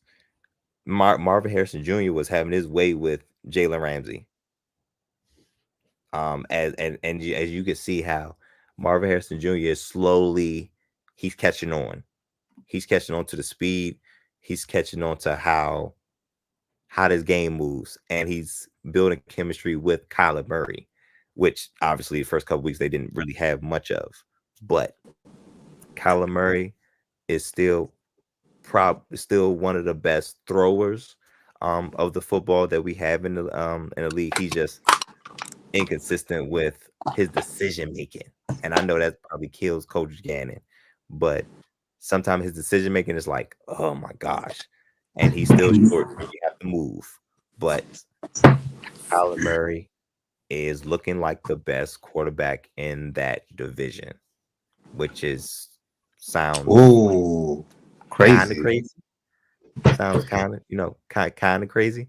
But and this is if Matthew Stafford was looking how he looked previously.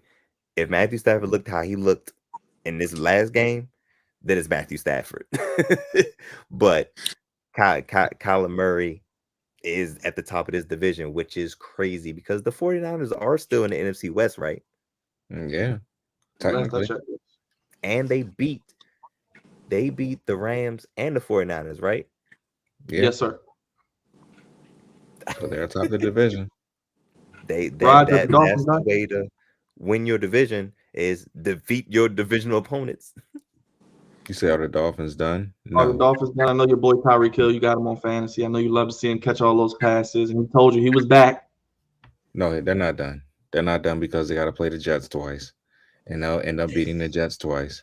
They're not done because I believe they got to play New England again, or if they haven't played them, they got to play them, and they'll beat them. So they'll have a chance. They'll still be in it. I mean, let's just say whatchamacallit was getting his feet back. Hopefully, he stays healthy the rest of the season. The quarterback. But yeah, they're not finished. They're not done. Unlike a certain team that I just talked about, the New York Jets, who are awful and terrible and complete garbage. But they're not done. They're Dre, done. your thoughts on Tua and the Cardinals and the division. Cardinals game? They're done. All right, Dre, I'll go to you first on the Jets too, Dre. The Jets lose to the Patriots. I told Raj they was going to lose, and they did. Bruh, they're done. I'm messing around. The Jets are done. Dolphins are done. It's going to be Buffalo's division again. Finish him, Daddy. Crazy. Cravante said that Kyler Murray is the best quarterback in that division. I'm gonna still say Matthew Stafford with Kyler Murray right behind him. I think the Rams are just decimated by injuries at this point for real. As far as the Jets, you ought to be ashamed of yourselves. I don't understand. I just don't understand how you lose to a guy who got benched and is now the backup quarterback. Like, what are we doing here? The Patriots are giving away. Like, it's crazy. You know, we talk about coaching and everything, and you just see what good coaching can do. Even decent coaching. The Jets at least had a top defense when they had their old head coach. Got rid of him, and that defense just is in the toilet. I mean, I don't understand. They get Devontae Adams. You know, it did something for the fans, but not for the Jets. Aaron Rodgers isn't Aaron Rodgers anymore out there. And here's the kicker, Dre. Here's the kicker. They actually raised ticket prices the other day for the New York Jets for next season. You should be ashamed. Dre, would you say they should be ashamed of themselves? They ought to. I mean, damn. You put out this product and then you want to raise ticket price. How dare you? If they had fired him Ed, I wouldn't blame him for never coming back, because that's utterly ridiculous. Any other thoughts on the Jets Patriots, guys? They're garbage. One more thing. Other than they said that they would implode this team. At this point, just start giving away people like Hassan Reddick. I don't even know why he signed that deal, bro. I would have just held out, bro. Like at this point. That's karma. I think that's karma for the Jets for how they treated Robert Saleh. They ain't been defensively. The only thing they semi got right looks terrible. Looks bad now. And then if you had just stuck with Robert Saleh, you would have been, perfect. No, but at least they would have been in a much decent spot. Like they probably would have beat the Bills. But you're right. It's just karma. I mean, what he say when somebody asked him coming out the grocery store, how you feeling? He said, "I'm just living life." That's right, and he probably feels good. He probably feels a lot better paid about to sit at home without the Aaron Rodgers drama. This team is awful. I will say this one more thing though. This does bring down Aaron Rodgers a whole lot. Going out the league. I mean, we thought this brother was going to be, leaving on a high note. We thought that he was going to resurrect this Jets team. And, he's always on ESPN talking with Pat McAfee about, he's going to do this, that, and the third. And now it just looks like he's going to be out the league this year. I doubt he comes back. I think this is it for him. Because he looks slow. He can't throw anymore. And he cannot help. If he doesn't have like the right pieces around him, that's going to help him. The right offensive lineman, the right wide receivers, tight ends, defense. He's not going to be able to lead nobody anywhere. So you know what, Raj? To piggyback off what you just said, Green Bay don't look as bad as he was making it seem, does it? Nope. I know Green Bay is happy. Man, the Jets, man, it's really, really, really unfortunate. It's some organizations where the poor management trickles down onto the field, and the Jets are one of those examples. I'm mad that, and we all had the ability to see this, but we didn't. I guess we kind of had it in the back of our minds, but the Jets being the Jets and Aaron Rodgers being the narcissist that he is, there was no way that this was going to work. Like, really looking back on it, really thinking about it, there was no way this was going to work. Somebody who doesn't take accountability for anything as a finger pointer, and Robert Saleh being the first-time head coach under terrible management of the New York Jets, there was no way this was going to work. Real quick, Aaron Rodgers' former team, the Packers, is 6-2. They beat the Jaguars. And real quick, Falcons beat the Buccaneers 31-26. Falcons. Any thoughts on those two games, fellas? Falcons keep finding a way, man. I mean, what, Byron? We said that we thought the Falcons had a chance to make the playoffs. I thought that they would split with Tampa Bay because of the way that Baker Mayfield is playing, but this Falcons team, maybe that Michael Penix pick wasn't so bad after all, because we don't know what type of quarterback we might have gotten out of Kirk Cousins. Maybe he might have been more lax, and decent, but I mean, maybe that thing sparked a fire under him, because the Falcons, they put out some good wins, and this is a good win. The fact that they've swept the Buccaneers above 500 in their division, seems looking like they'll. I'm not saying that they'll win a playoff game or anything like that, but they look like they're on the trajectory to at least make the playoffs. I'll say this, Dre. I said when Detroit reaches home, don't be surprised if he in Atlanta for that playoff game, because there's going to be a party in Atlanta if they make the playoffs. It's going to be like this.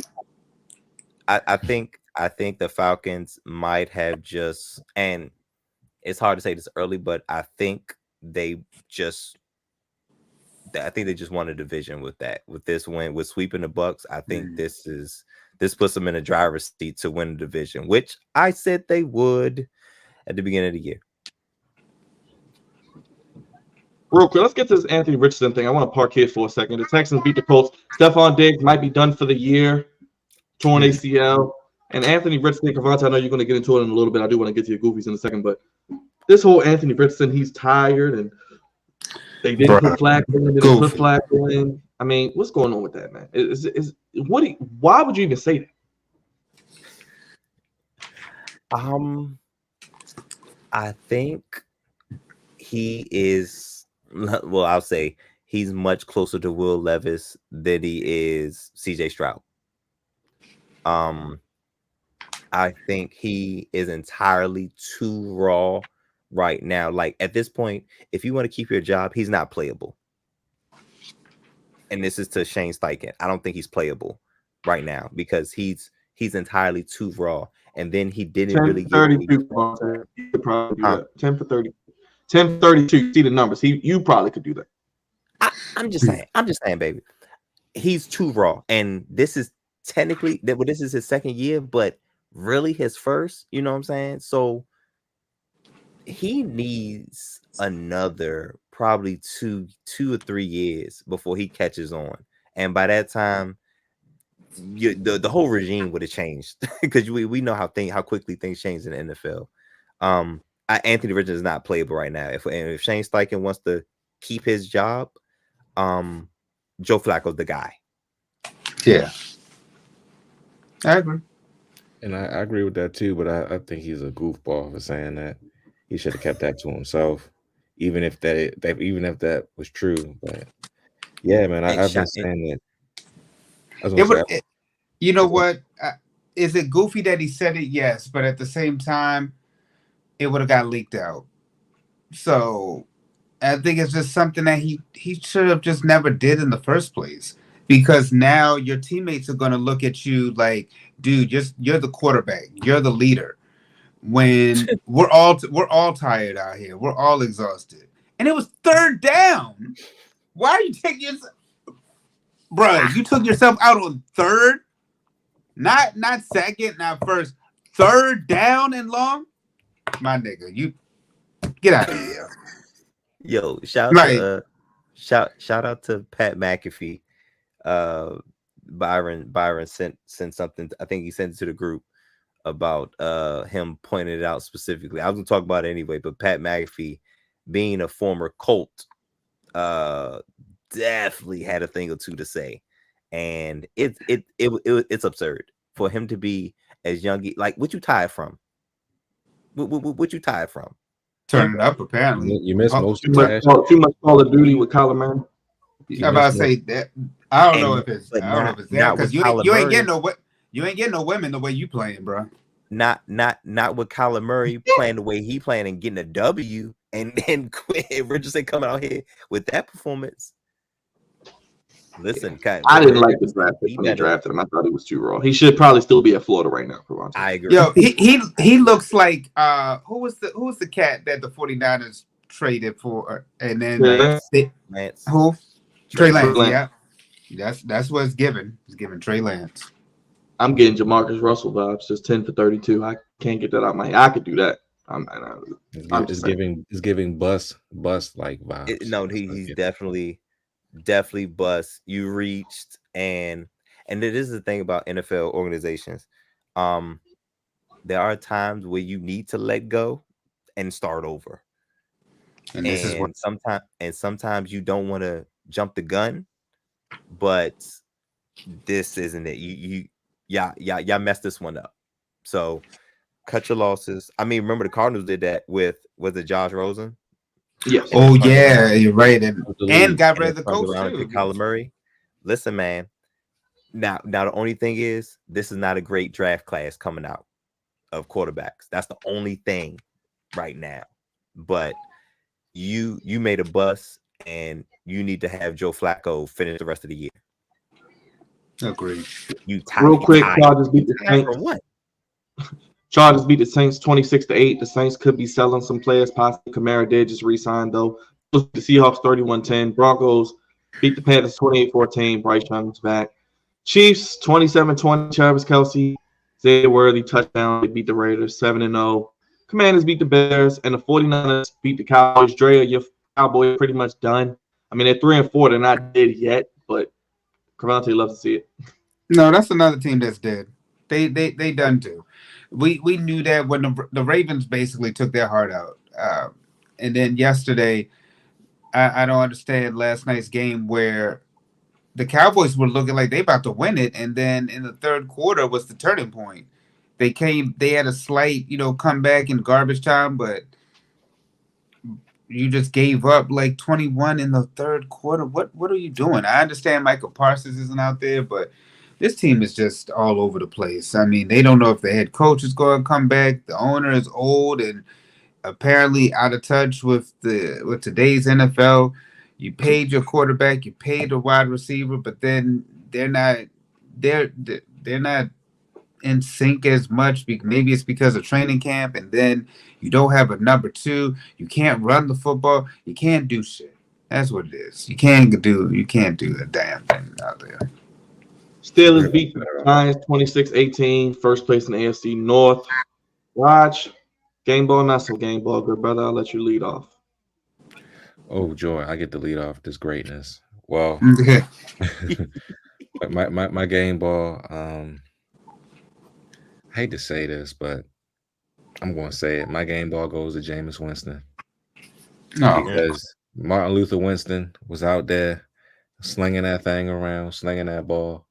Should he have thrown 5 interceptions? Yes, but the Ravens didn't let him do that. They let him be great because on top of throwing three touchdown passes over 300 yards, he had that nice little wrap with his head or what. I don't know what they call that thing with the braids and stuff. He got the nice little wrap going on.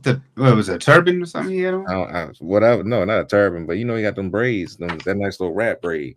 You know how some of them guys be wearing that stuff, but he had a fantastic game, man. He was first game back since 2022. And he just lit it up. He lit it up out there. So he gets my game ball, man.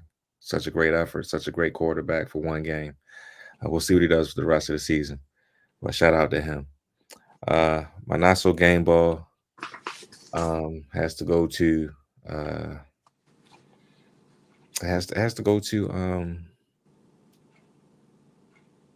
screw it. It goes to Daniel Jones, man. And Daniel Jones he needs to be out the league for real. I'm not even joking. He needs to be out the league. His time in the NFL is over with. He should be with Josh Rosen somewhere. The experiment is done. He needs to be out of the New York Giants uniform right this second because they're not going anywhere with him.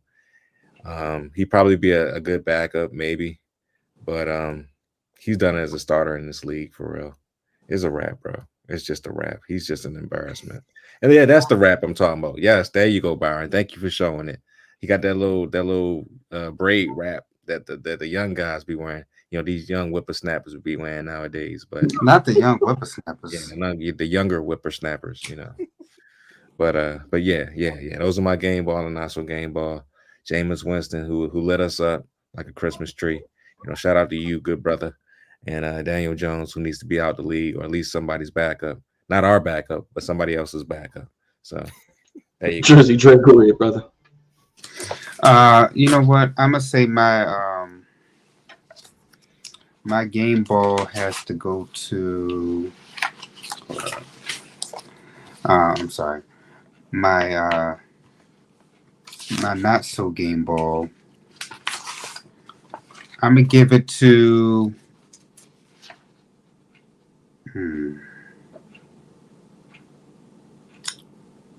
The Chicago Bears. The Chicago Bears get my not so game ball because I don't understand the taunting of the fans. I don't understand how in a Hail Mary play you were in a division with Aaron Rodgers, who was Mr. Hail Mary himself. You don't know basic football. I don't understand why everybody wants to. You're not catching. You're not catching the interception. It's simple. Bat it down, but everybody wants to put their hands up like it's basketball. Like, bro, they tell you every time, pat the ball down, and cats just act like in the professional level they don't know what to do.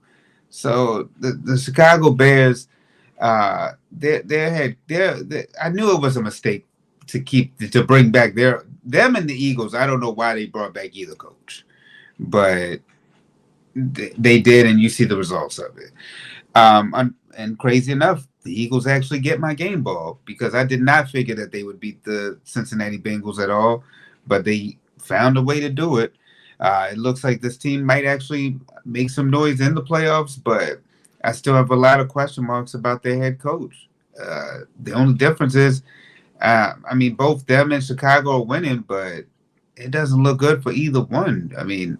One situation looks like you don't know what you're going to get week to week, and the other one is just all you really have is you got these pieces around. Like our guest was saying earlier, you have the pieces, you have the talent, but they don't seem to know what to exactly do with all those pieces and all that talent. So the Chicago Bears get my not so game ball, but the Philadelphia Eagles do get my game ball for their win. Start low and high, Cravante, baby. I think we know where he's going with his game ball. Of course.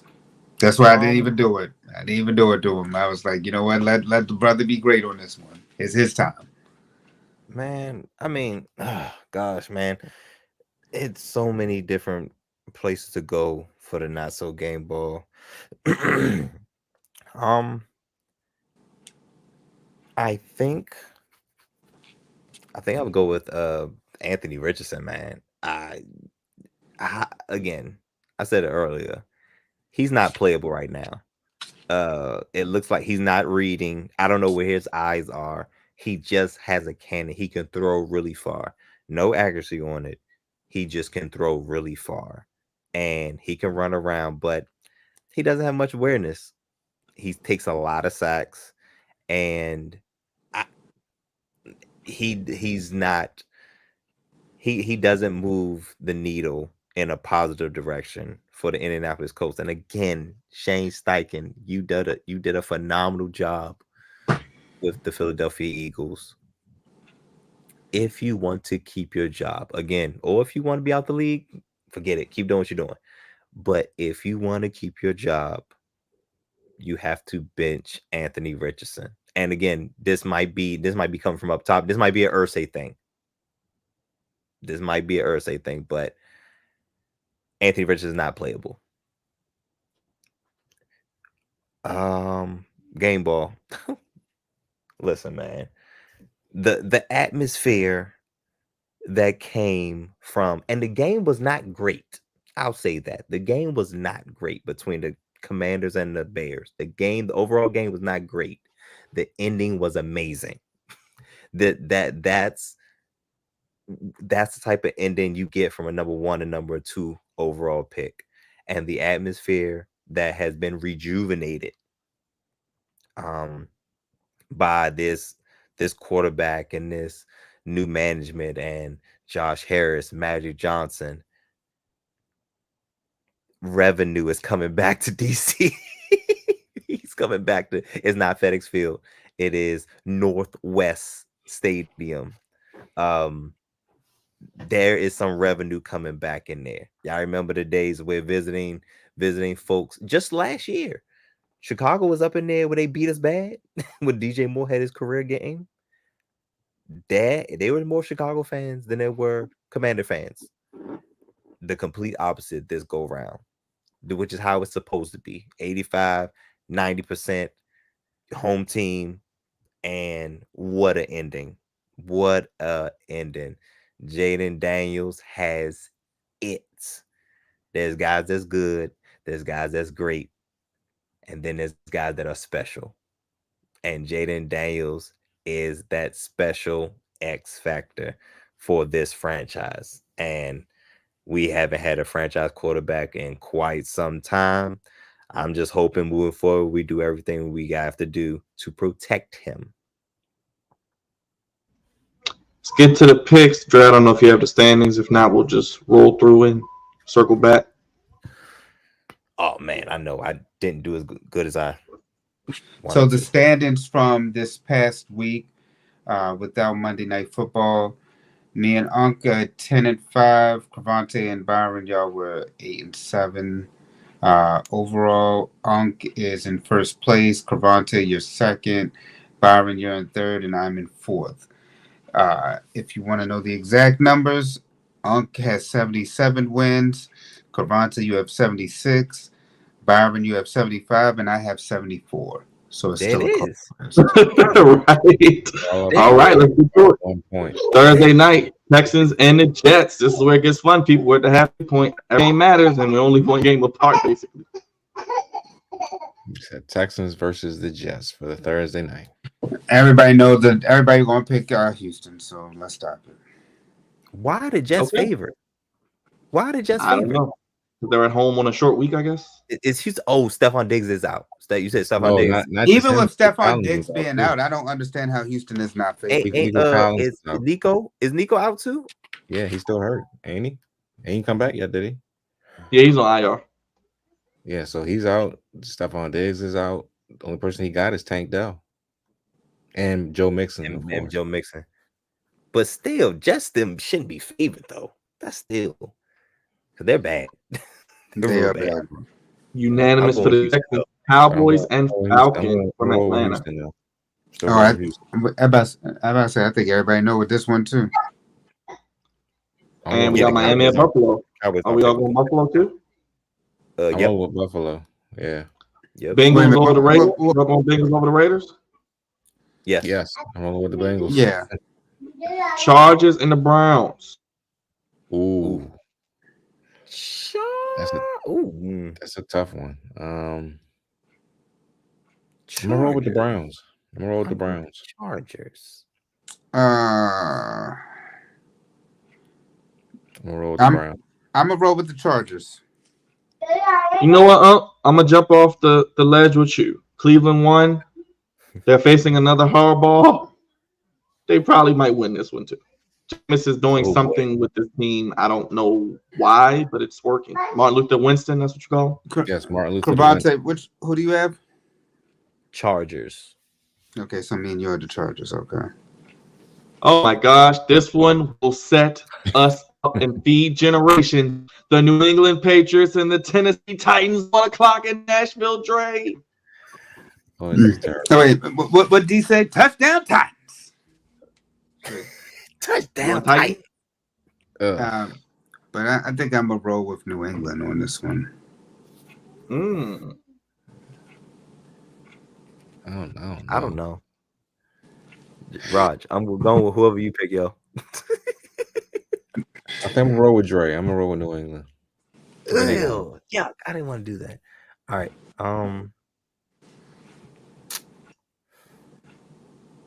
I guess Drake. Oh my gosh. Shoot. All right, Patriots. Okay. I know I'm gonna regret this, but I'm gonna go Titans. I'm gonna just go Titans. We'll go Titans. There you go, Cavante. Commanders and Giants. I think we're all going Commanders here. I think we're Yeah. Yes, no way in hell I'm picking the Giants. New Orleans and Carolina, guys. God damn. Going with New Orleans.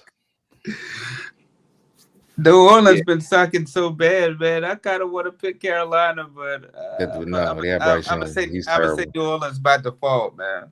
Right, Dre. I was thinking that, but I'm like, no, I can't do it. Oh, Is Bryce Young? Is Bryce Young Yeah. playing? It's Bryce Young. Yeah, It's Bryce Young. Bryce Young and the other boy from New Orleans, the light skinned boy. What's that name? Light skin. Oh, Spencer Rattler. Spencer Rattler. Spencer. Yeah. His name is Light Skin. His name is light skin. Ravens, Broncos. I'm gonna go Ravens. I This think y'all the better Ravens. win not- this game. Yeah, that's a get right game. So I'm going Ravens. I think 9 is too much though. 9 is too much. And that Same, is- Toronto. Eagles, Jaguars. I think we all know Eagles. where we're going there. Yeah. It's easy. Bears, Watch the Cardinals, Eagles lose guys. the game. Bears. Watch the Eagles lose. Watch the Eagles lose. But I'm pick the Eagles. But watch they lose. You want the Bears, Dre? Yeah, I'm gonna go with Damn, that's yeah, a I'm gonna tough go with the Bears. Arizona. I'm going Arizona. I'm going Cardinals as well. Packers host the Lions from Lambeau. Jordan Love dealing with a groin injury, Raj, though. Give me the Lions. Give me the Lions. The kneecap biters. Yeah, I'm going Lions as well. Jordan Love might be Malik Willis. I don't know. A groin injury is never good. No. Nope. It's not. Lions. Rams and Seahawks. You give me the Rams. Right? I'm going. You Taking can the do it for me, Dre. The Rams. Yeah, I agree. Colts and Vikings on Sunday night. Not really much excitement there. This is the get right for Minnesota. Minnesota wins. Yeah, we know.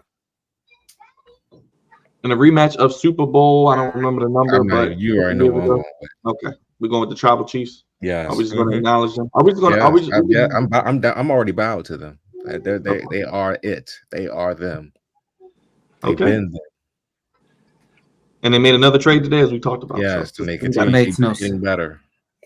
And teams are willing to giving them pieces. I don't understand why these teams are trading them, Cavante. I don't know. But the Chiefs are still Acknowledge me. The Tribal Chiefs, man. Slick Steelers and the 49ers. Steelers and 49ers on the 5. Cavante, you ready? Big goofy, my brother. I'll take the Steelers. Yeah, Steelers gonna win. You know, Maryland's on the bye this week, but I think the bye is favored by 3, so we'll see. Oh boy. And Cavante, they go to Oregon next week, so can't wait to talk about how bad they're gonna get their ass whooped for about 20 minutes. So that should be fun. Anyway, that's more my sorrow, my cross to bear. Cavante, we ready to get goofy, my brother, before we get out of here. And thank you all the good people, by the way, in the chat. Appreciate you guys riding with us. We had upwards of over 100 people in here. So shout out to all you guys. I know it's late, but hey, it ain't nothing else on you be watching anyway. So why not watch the most entertaining show you're going to find on a Monday night? I don't even think Raw was that good tonight. I think our boy JD was in and out an hour and a half, Raj. But Cavante, let's get goofy as we always do each and every week. And let the people know if they don't know what Goofies of the Week is. But we got to make a call to the bullpen because the Yankees are on life support, Dre. But Goofy is still here. Of course. Something wrong here.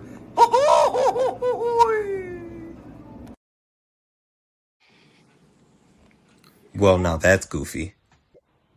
Stupid. Just stupid. Jam. Oh, jam. Hey, Dre, nice picture. Love it. Absolutely love it, Dre. Pay the bills. What's up, man? Shout out my man. That's my man right there. Pay the bills. Shout out to Pay the Bills in the chat. Staying up with us, man. Oh, hell no. No, it was fine. Stop. It was fine. Put it back. Go ahead. Get out of here, Dre. Welcome to Goofies of the Week, sponsored by the Flex Zone. I appreciate you guys for giving me a little bit of time to let me tell the good people what I thought was goofy this week. And it's a lot of stuff. I'm gonna try to condense it a little bit, but it's quite a bit of stuff. But I'm gonna ask Byron if he could get that picture of Dwayne Wade. Shout out to Dre for sending that to me, of Dwayne Wade and his statue, his unveiling at Miami Heat arena. Was that at the Airlines Arena? Yeah, that was the American Airlines Arena. American Airlines Arena. Okay, cool. Well, I got a couple things. I just want to pull it up. Where to start? All right, so I'll start with and of course, I'm sorry. Oh boy, I guess we'll start there since you pulled it up so quickly. So in Goofies of the Week, I just talk about things that are very, very, very goofy, a little bit goofy, and funny goofy. And I try to put a funny spin on it. Roger is having his 17 chuckles in right now, and we haven't even started, but that's cool. I talk about all levels of goofiness, and I put it together in this one little package, this one little segment, and I give it to the good people, and we call it Goofies of the Week. We're actually nearing the end of the year where we'll be talking about Goofies of the Year, and it's a lot. It's a lot, but it's gonna be fun. Thank you, Byron, for pulling this up so quickly. I was gonna go somewhere else, but since this is in front of my face, I'll talk about this. So Dwayne Wade has been pretty much immortalized in Miami with a statue. This is a great gesture. This is big time for a player. It really shows what you meant to that organization, to that city, and that community. It's a big deal. This is, the only thing better than that is the Hall of Fame bus. You know what I'm saying? But but this is something special as well.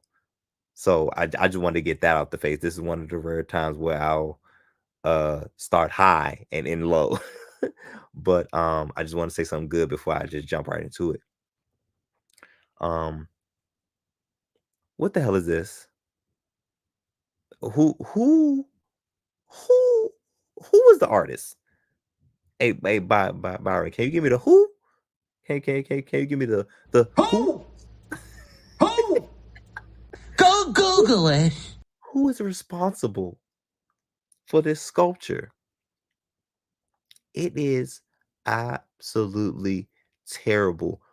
Who? That is Lawrence Fishburne in the Miami Heat jersey. and they had Dwayne Wade out there. Look, and I'm sure he was still happy about, but that face is not Dwayne Wade's face. I don't know who that is. I don't know who that man is. Where's the Kiki Palmer gif or Kiki Palmer video with? I don't know this man. I don't know who this is, because this is a terrible depiction of Dwayne Wade and how we know him and love him. It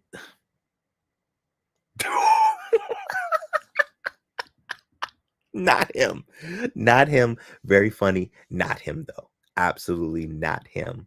I think somebody should, you deserve jail time. I think you deserve jail time for this, because this is absurd. This is absurd, rude, and out of line, and just out of order.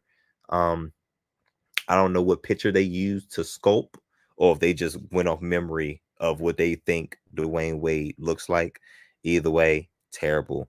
I think whoever created Ed Reed's bus for the Hall of Fame should do everybody's sculpture. Okay? Is that Antoine Walker? Yes. I think. Wow. Yes. Yeah. I think whoever did Ed Reed's bus for the Hall of Fame, that's who should do everybody's bus or everybody's sculpture of any athlete ever. Like, that's crazy. I can't believe that. Who is that guy? Exactly. And that's an actual question. That's the actual question. That wasn't a joke. Like, that's crazy. Question. I can't believe that. Who is that guy? An actual question. Who? Dwayne Wade, we trying to figure it out too. They're saying it's you, but it don't look like you. Anyway, moving on. I want to talk about, all right, Trayvon Diggs, Byron. If you could get to that. Diggs has the Diggs family has been going through some stuff. I've been hearing about some stuff in the streets. Stephon Diggs has been caught up into some domestic violence things, allegedly. He's been caught up in some mishaps off the field, and his brother has been caught up on some things on the field / off the field. Trayvon Diggs seems to have gotten into it with a reporter after their loss to the San Francisco 49ers. You don't know football. You can't do nothing that I do. You can't go out there and do nothing. Stay in your lane, buddy. Stop playing me, bro. Just asking the question, Trayvon. I mean, I'm happy to have you answer the question. Right. Ah, man, they ain't gonna get to my favorite part. Anyway, that whole play, that's what you took for that? That's what you got from that whole play, that's what you got from that? I'm asking you. We can talk about it more. What were you doing then? So pretty much there was a very unhealthy back and forth between Trayvon Diggs and this reporter. He was basically asking the questions that a loser of a game does not want to answer. Basically, what went wrong? Why were you so bad? In so many words. And Trayvon Diggs took offense, saying that he's not an athlete. He can't do what I do, all this and that, which is true. He probably can't do what you do. But Trayvon Diggs, you know how things go in the NFL and go in sports. They got a job to do. You have a job to do. And unfortunately, when you don't perform well, they talk about it and they question it. You're not allowed to question them because that's typically not how it works. And it's not fair. But he wilded out. And I don't know if y'all heard him at the end, but he basically said they can talk about his nuts. That's what he said. That's what he said at the end. He was over it, didn't want to talk about it. Finish him, Daddy. Oh, man, and he did not want to talk about it. But Trayvon Diggs, I thought this is one of those things where I don't like when reporters and the media want to talk to the losing team so quickly and so immediately, because you're going to get sound bites like that where they're very, very upset and very, very emotional. So Trayvon Diggs, like, we've all been there, but come on, bro. Your private parts had nothing to do with what's going on here. You know what I'm saying? And you did not play well. You did not play well. And this was a lack of effort. Look at it. The Trayvon Diggs is at the top of the screen.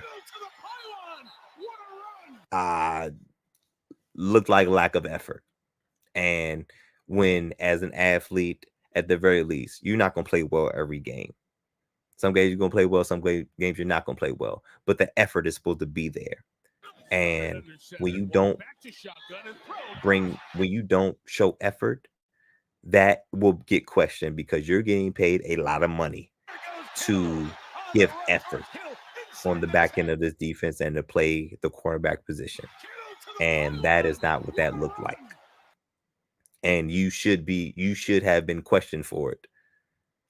But he absolutely has to be a professional. You have to stay professional. I understand the emotions are high. You just lost to a team that you've continuously losing to, but you have to be professional. And he was anything but professional. It is what it is. I love to see the Cowboys lose, so I'm cool with it. Not pull an AR. Yo, but look this comment, Byron.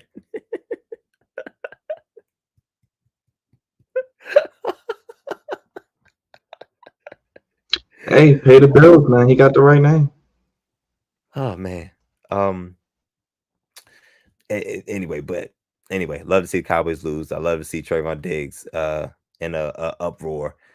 It was fun to see. Couple more. I'll talk about that one last. I'll talk about the one dealing with the Commanders last. But if you can.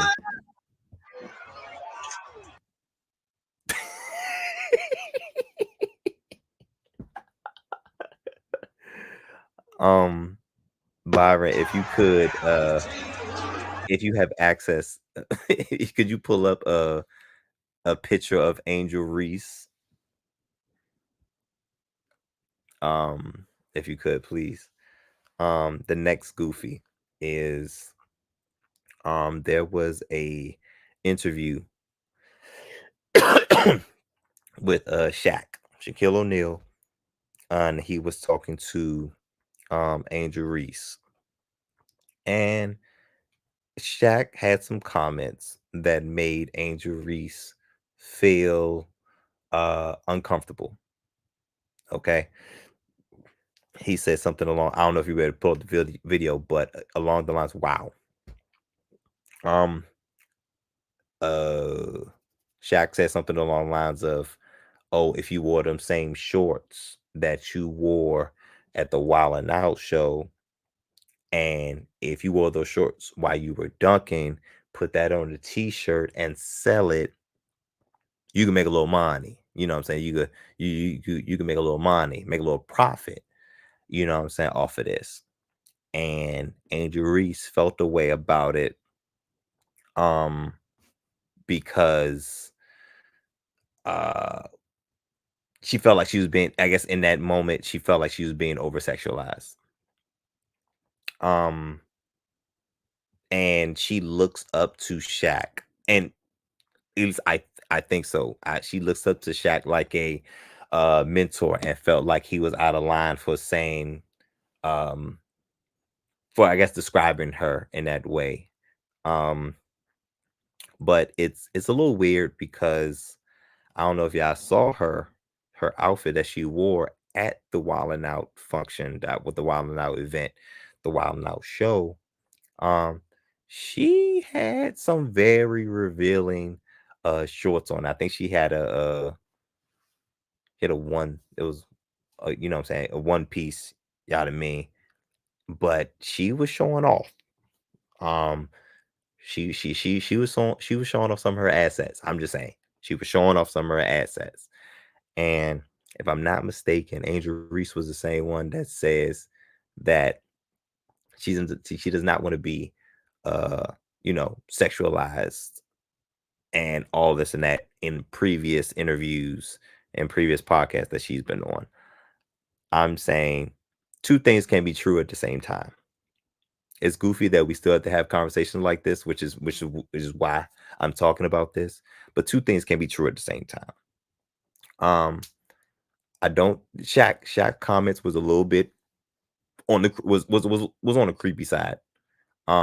Even though what he was saying was true, that is a way that she can make another profit. But I think they were a little bit on the inappropriate for him to say to her because of their relationship. It was a little bit on. It was inappropriate. Despite it being true. But at the same time, like I said, two things could be true. Angel Reese cannot say things like, I don't want to be over sexualized when half your assets is out. I'm just saying. We know the reality of the world. Yes, we know how things should be, but dealing with reality, that outfit looks like you wanted some attention.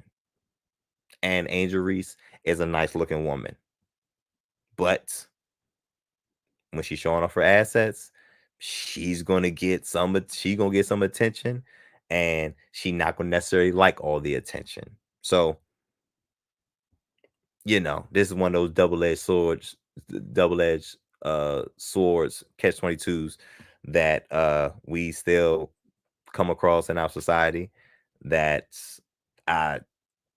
that I don't know, that's just still continuing to be goofy, and it sucks that we have to keep talking about it, which absolutely makes this very, very goofy. But Angel Reese can take a thing or two out of the Shaquille O'Neal book of business, because that brother, he's involved in more businesses than a little bit. Last but not least, the good brother Dre was talking about this earlier. Talking about the Chicago Bears and the goofiness that they were showing at towards the end of the game. There was a cornerback by the name of Stewie's crying. He's crying. By the name of Tyreek Stevenson. He was a starting defensive back for the Chicago Bears. Believe he played cornerback. He was taunting the fans. He was taunting the fans at the end of the game. So much so that he was not even aware that final play from the Commanders was actually happening and underway, and he's still pointing and taunting and doing all the goofiness, and the wide receivers are running downfield. And what makes this goofy is that, well, one, the fans were pointing, like there was some Chicago fans that were pointing that was like, yo, the play has started, turn around. And he I guess he finally turns around, looks before the snap. Look at this Bears defensive back, and he gets and he involves himself into the play. So he runs over. Like all you have to do is volleyball spike into the Jaden Daniels ground. throws the ball up, and who hits it? Take a wild guess, Byron, Raj, all you guys. Take a huge guess at who hit the ball. Who? Tyreek Stevenson, the brother who's doing all that goofy ass taunting, like the game is over. He hits the ball. Well, now that's goofy. It is. He is the one who hits the ball that then bounces into the air and right into Noah Brown's hands for the game-winning touchdown. And if we could get a picture of how Caleb Williams looked when Noah Brown caught this pass, would be hilarious. But Tyreek Stevenson, and I'm just a little confused because I'm trying to figure out why was he taunting like he had a game. Terry McLaurin was burning him up. He wasn't doing nothing. He wasn't stopping nobody, and he pretty much gift wrapped it, the game for the Commanders, and solidified that I think we had the best. We have the best quarterback in the draft class, and the number 2 overall pick team beat the number 1 overall picks team. Look. Here they go right here. Here you go right here. Here you go right here. It's going to be Caleb Williams. Getting longer by the second. One other We're way. all the way back at the 30-yard line. Now you can step into it. Here comes the Hail Mary with the game on the line. And the ball is caught! It's a miracle! You got to be kidding me. I'm out of here. Stupid. Oh, Just stupid. This town is going crazy. Those haters can't stand us. Left hand up. I'm done, man. This is the second time. But before I leave, this is the second defensive back that was talking trash and taunting, and Jaden Daniels and his Commanders offense had to shut him up. Second time this year, guys. But those are the goofies. I tried my best to run through all of them. I believe that's it. And the last one was something we talked about earlier. Was you were talking about Pat McAfee's how he felt about Anthony Richardson. Anthony Richardson, at that age, you should be in midseason form. You ain't played last year. Like, you supposed to be the leader. You can't ask for a break. You can't ask for a water break. You can't ask for none of that. Not in your position. But all of y'all, all these goofies, this got to be Byron. We had to set a record for goofies like this. That's like 4 or 5. I don't know. This will be clipped tomorrow, amongst other things. Lot coming to the channel. Indeed. We all love it. Can't believe they got Dwayne Wade out there look like Lawrence Fishburne. But anyway, we talked about Trayvon Diggs, talked about Anthony Richardson, talked about Dwayne Wade, talked about then they go Pat McAfee. Talk about Angel Reese and Shaq, and of course talk about Tyreek Stevenson. Taps out of a game. Being goofy. Big third down. AFC South Championship basically on the line here for the lead in the division. Everything that we've been this year, massive game. It's Houston Texans. Normally, this second game between these two teams at the end of the year, because there's a lot on the line. Guess what? There's a lot on the line right now, especially whenever you talk about playoffs and moving forward. He makes a massive play, takes a big-time shot there, but bounces up. This guy's tough. I like that. I was excited. Tough guy. Takes a shot, gets right back up, toss. I've never seen that before. Wait a minute. I've never seen that before in my life out of a quarterback, legitimately. And I know I echo the sentiments of everybody else that has tweeted or talked about it or done anything about it. An NFL quarterback doesn't tap out of a game, especially if they're able to go play. That's kind of a part of the position. You know, that is kind of a thing. You're the face of the franchise. Whenever you're tapping out, whenever you're healthy, what message are you sending to everybody in the building, everybody in the locker room, the entire city, the fan base? And I think what it does is it makes people think, like, get this guy the fuck off of our team. Yeah. You're a professional athlete, okay? You're 22 years old. This is the middle of the season. This is the middle of the season. It's week 8. You're supposed to be in mid-season form. You know, that's what people talk about. This is the middle. Well, he had a hurt hip, they say. He had a hurt hip there. He's only been back for 2 weeks. It's like, you can do cardio, okay, and you could do conditioning with a hurt hip and everything like that, and they have all that shit in the building. So I wonder, strength coaches, what the hell is going on over there? And he's right. He's absolutely right. Absolutely right. Pat McAfee. Shout out to the Pat McAfee show. He's absolutely right. Because what the hell? But I've said this already. This is not the first time I've said this. This is the umpteenth number of time I've said this. He's not playable. He's sending a terrible message. The message that he's sending is that he's not playable. He's not a leader. He's not ready. He's not there. And the Colts don't have the time for him to get ready. So therefore, he's a bust, and the Colts should move on. Pat McAfee is absolutely right. But all of those are a part of Goofy's of the Week. Y'all know my line. There's a thin line between Goofy and great. And somehow all of these characters were on the wrong end of it. Especially that Dwayne Wade statue. They got to do better. Of course. Something wrong here.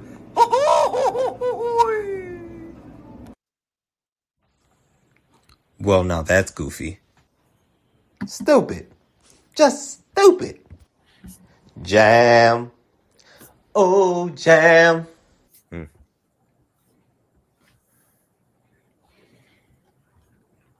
You're on mute, Bauer. Oh, there we go. Well, there were fireworks tonight, Drizzy Dre, in the Bronx, as the New York Yankees are down 0-3, Dre. And it looked like that in Gotham City. Is it over? It's over, man. I don't think they're gonna get swept, but it's over. Freddie Freeman out there hitting another home run. I mean, the run. I think only 6 runs in the series so far. Yeah, the crazy thing is, Ohtani ain't even been playing that well. The megastars haven't been playing that good, but I don't know, man. Just what the hell, too, man. Yeah, another home run for Freddie Freeman. He's getting it done, and yeah, we'll see what happens. But there are 3 games in New York, so if they win, they get one more game at home as well. Well, anything else, fellas? I think that is all we have for tonight, episode 463. Real quick, before I get to Dre, I do want to give a big shout out before we do all that. I do want to shout out this Saturday. We were on the Sam Sports Network with the good folks over there, the Ignorant Thinking Podcast. Miss Sharon, a chocolate writer, one of our admins, Steelers fans. So I know she's feeling good tonight, Lakers fan. And our boy Dennis, his Eagles won this weekend, so I know he's happy. On the side, John, you can check them out each and every Saturday. The interview, the full podcast is on our channel. Almost 3 hours of conversation, debate, and just insight about who the Flex Zone is and how we got started as well. So it was an honor to be on there with them. So once again, shout out to the Ignorant Thinkers Podcast, the Side John and Sam Sports Network for having us on. And we will be remiss if we did not thank our guests from tonight from the Roug Pod, the one, the only, Hendo, who came through, shut it down. One of our best interviews yet. Shout out to all the Roug gang members in the building, all the subscribers who are now part of the Flex Zone family. That Engraven was in here, Lunch Break, Sip the Tally, Ravens Kingdom. Anybody was in here tonight. So we appreciate you guys being in here. And we just couldn't do this without you. So thank you guys for staying up late. We still got over 30, 40 people in the venue. So much love to everybody. And we do this pretty much every day. So make sure if you haven't already, hit that subscribe button, hit that like button, hit that bell. It's the Flex Zone Podcast, only place giving you sports how you want it, fellas. When you need it. Really great. So 464. As we will be one day away from the presidential election. Harris, Trump, the Donald, Kamala, Democrats, Republicans, Bloods, Crips, whatever else you want to put in there, it's going down. I can't believe we're 1 week away from the election, which we'll talk about in a second because we'll be live for that night. But Joe, we got special guests next week, episode 4. Can't believe it either, but yes, we do have a special guest, one of my frat brothers. He will be here to help us break down this election, and this brother is sharp when it comes to that, so you're going to want to stay tuned. appreciate that. Raj, what do people need to do if they're watching right now, my good brother? I'll go down the schedule. We got a lot going on this week, as we do every week. But what do people need to do, man, on the Flex Zone? Hey, man, if you're new to the channel, if you're new to the Flex Zone podcast, if you're still on Hendo's channel, the Roug Pod, head on over to the Flex Zone podcast, hit that like and subscribe button. We talk about everything every single, pretty much. Ravens content, basketball, you name it. We talk about it. Wrestling. We do a bunch of content. So just come on over and, check us out. See what you like, see what you don't like. Hit up that comment section. If you want to leave a super chat, you're welcome to do it. It's free. If you don't want to, it's cool. But yeah, man, just check our channel out and hit the like and subscribe and keep it moving. Before we get to that, Conte, the Commanders fans have been asking, are we going to be seeing you after the Commanders games with the Commanders post-game show, even if it's just a reaction for 5 or 10 minutes? But we could be working on some reinforcement in the Commander fan base, my brother, to work with you. Is that what the people want? Is that what the people was asking for? Yes. I got I can do I could definitely get y'all some reactions, because even in the reactions I do a little, because even when I was doing last night I was doing a little breakdown with it. So I think I can dive in on that a little bit, especially if we're going into the playoffs, man. That's just more content, baby. Content is king, guys. So I think I could dive in on that. Give my commander reaction. I don't know, we gotta give it a name, but commander reaction, I guess, for now. Yeah, I had to think of something now that you said that. But yes, Devontae with his Commanders coverage, hot and heavy, fast and furious, right here on the Flex Zone podcast. Only place, fellas, giving sports how you want it. When you need it. Once again, this week, guys, we are going hard. Let me talk to you, LA Night Voice. We got a big week of content ending October strong and heading into November, guys. Can you believe it? We were live tonight, episode 463. Big shout out to Hendo. Look for us to work together again real soon. And you probably might see me on the Roug Pod real soon as well. We'll set that up. We can talk about these Terps this week. And of course, we got AW on Wednesday. We got Crown Jewel Saturday afternoon. We go to Saudi Friday with 1 p.m. start time to wipe the saliva off your mouth from a good night's sleep and get up and watch some wrestling with the Flex Zone podcast. Match previews. They got about 8, 9, 10, 12 matches. So we'll be here for a couple hours. Got all the previews coming your way. Devontae will be talking Commanders. We got a Ravens preview as they take on the Broncos. Of course, the Ravens post-game show as well. And more importantly, I know everybody's out there early voting, or you may be one of the people burning down the ballot boxes. We're not here to judge. Terrible. But next Tuesday, November 5th, time TBD, probably 10 p.m., something like that. Not Fox, not ABC, not CNN, not CNNBC, not ABC, but the Flex Zone podcast.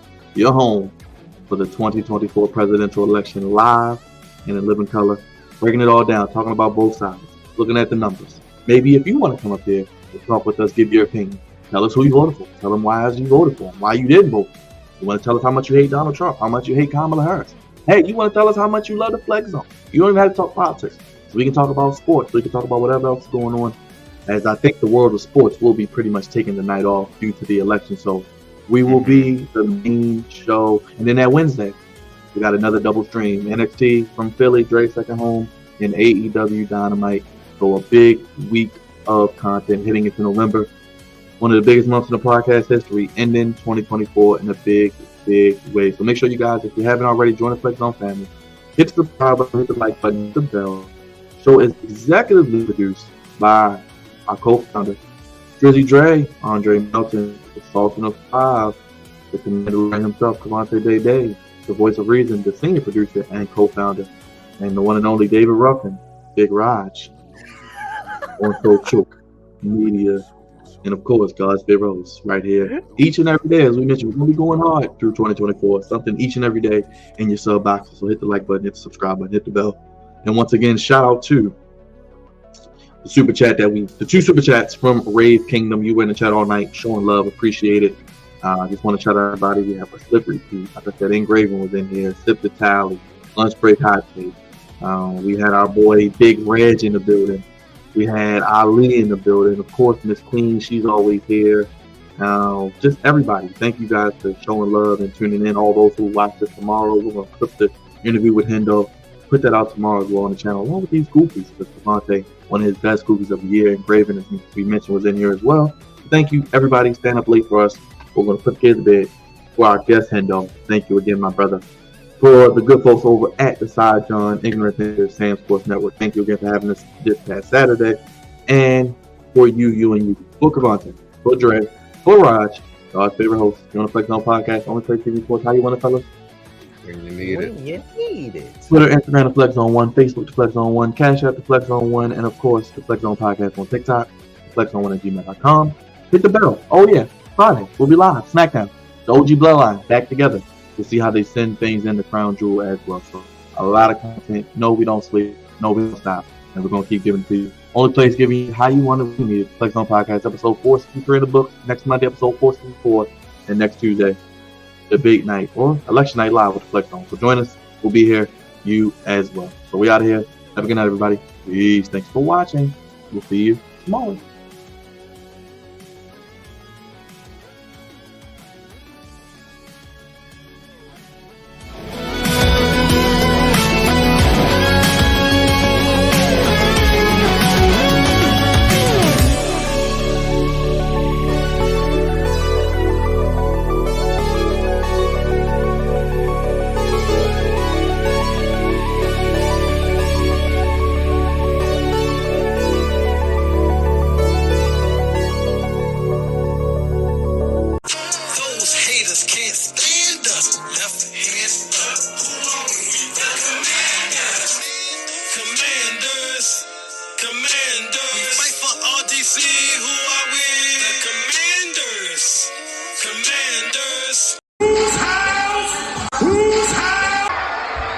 Acknowledge me!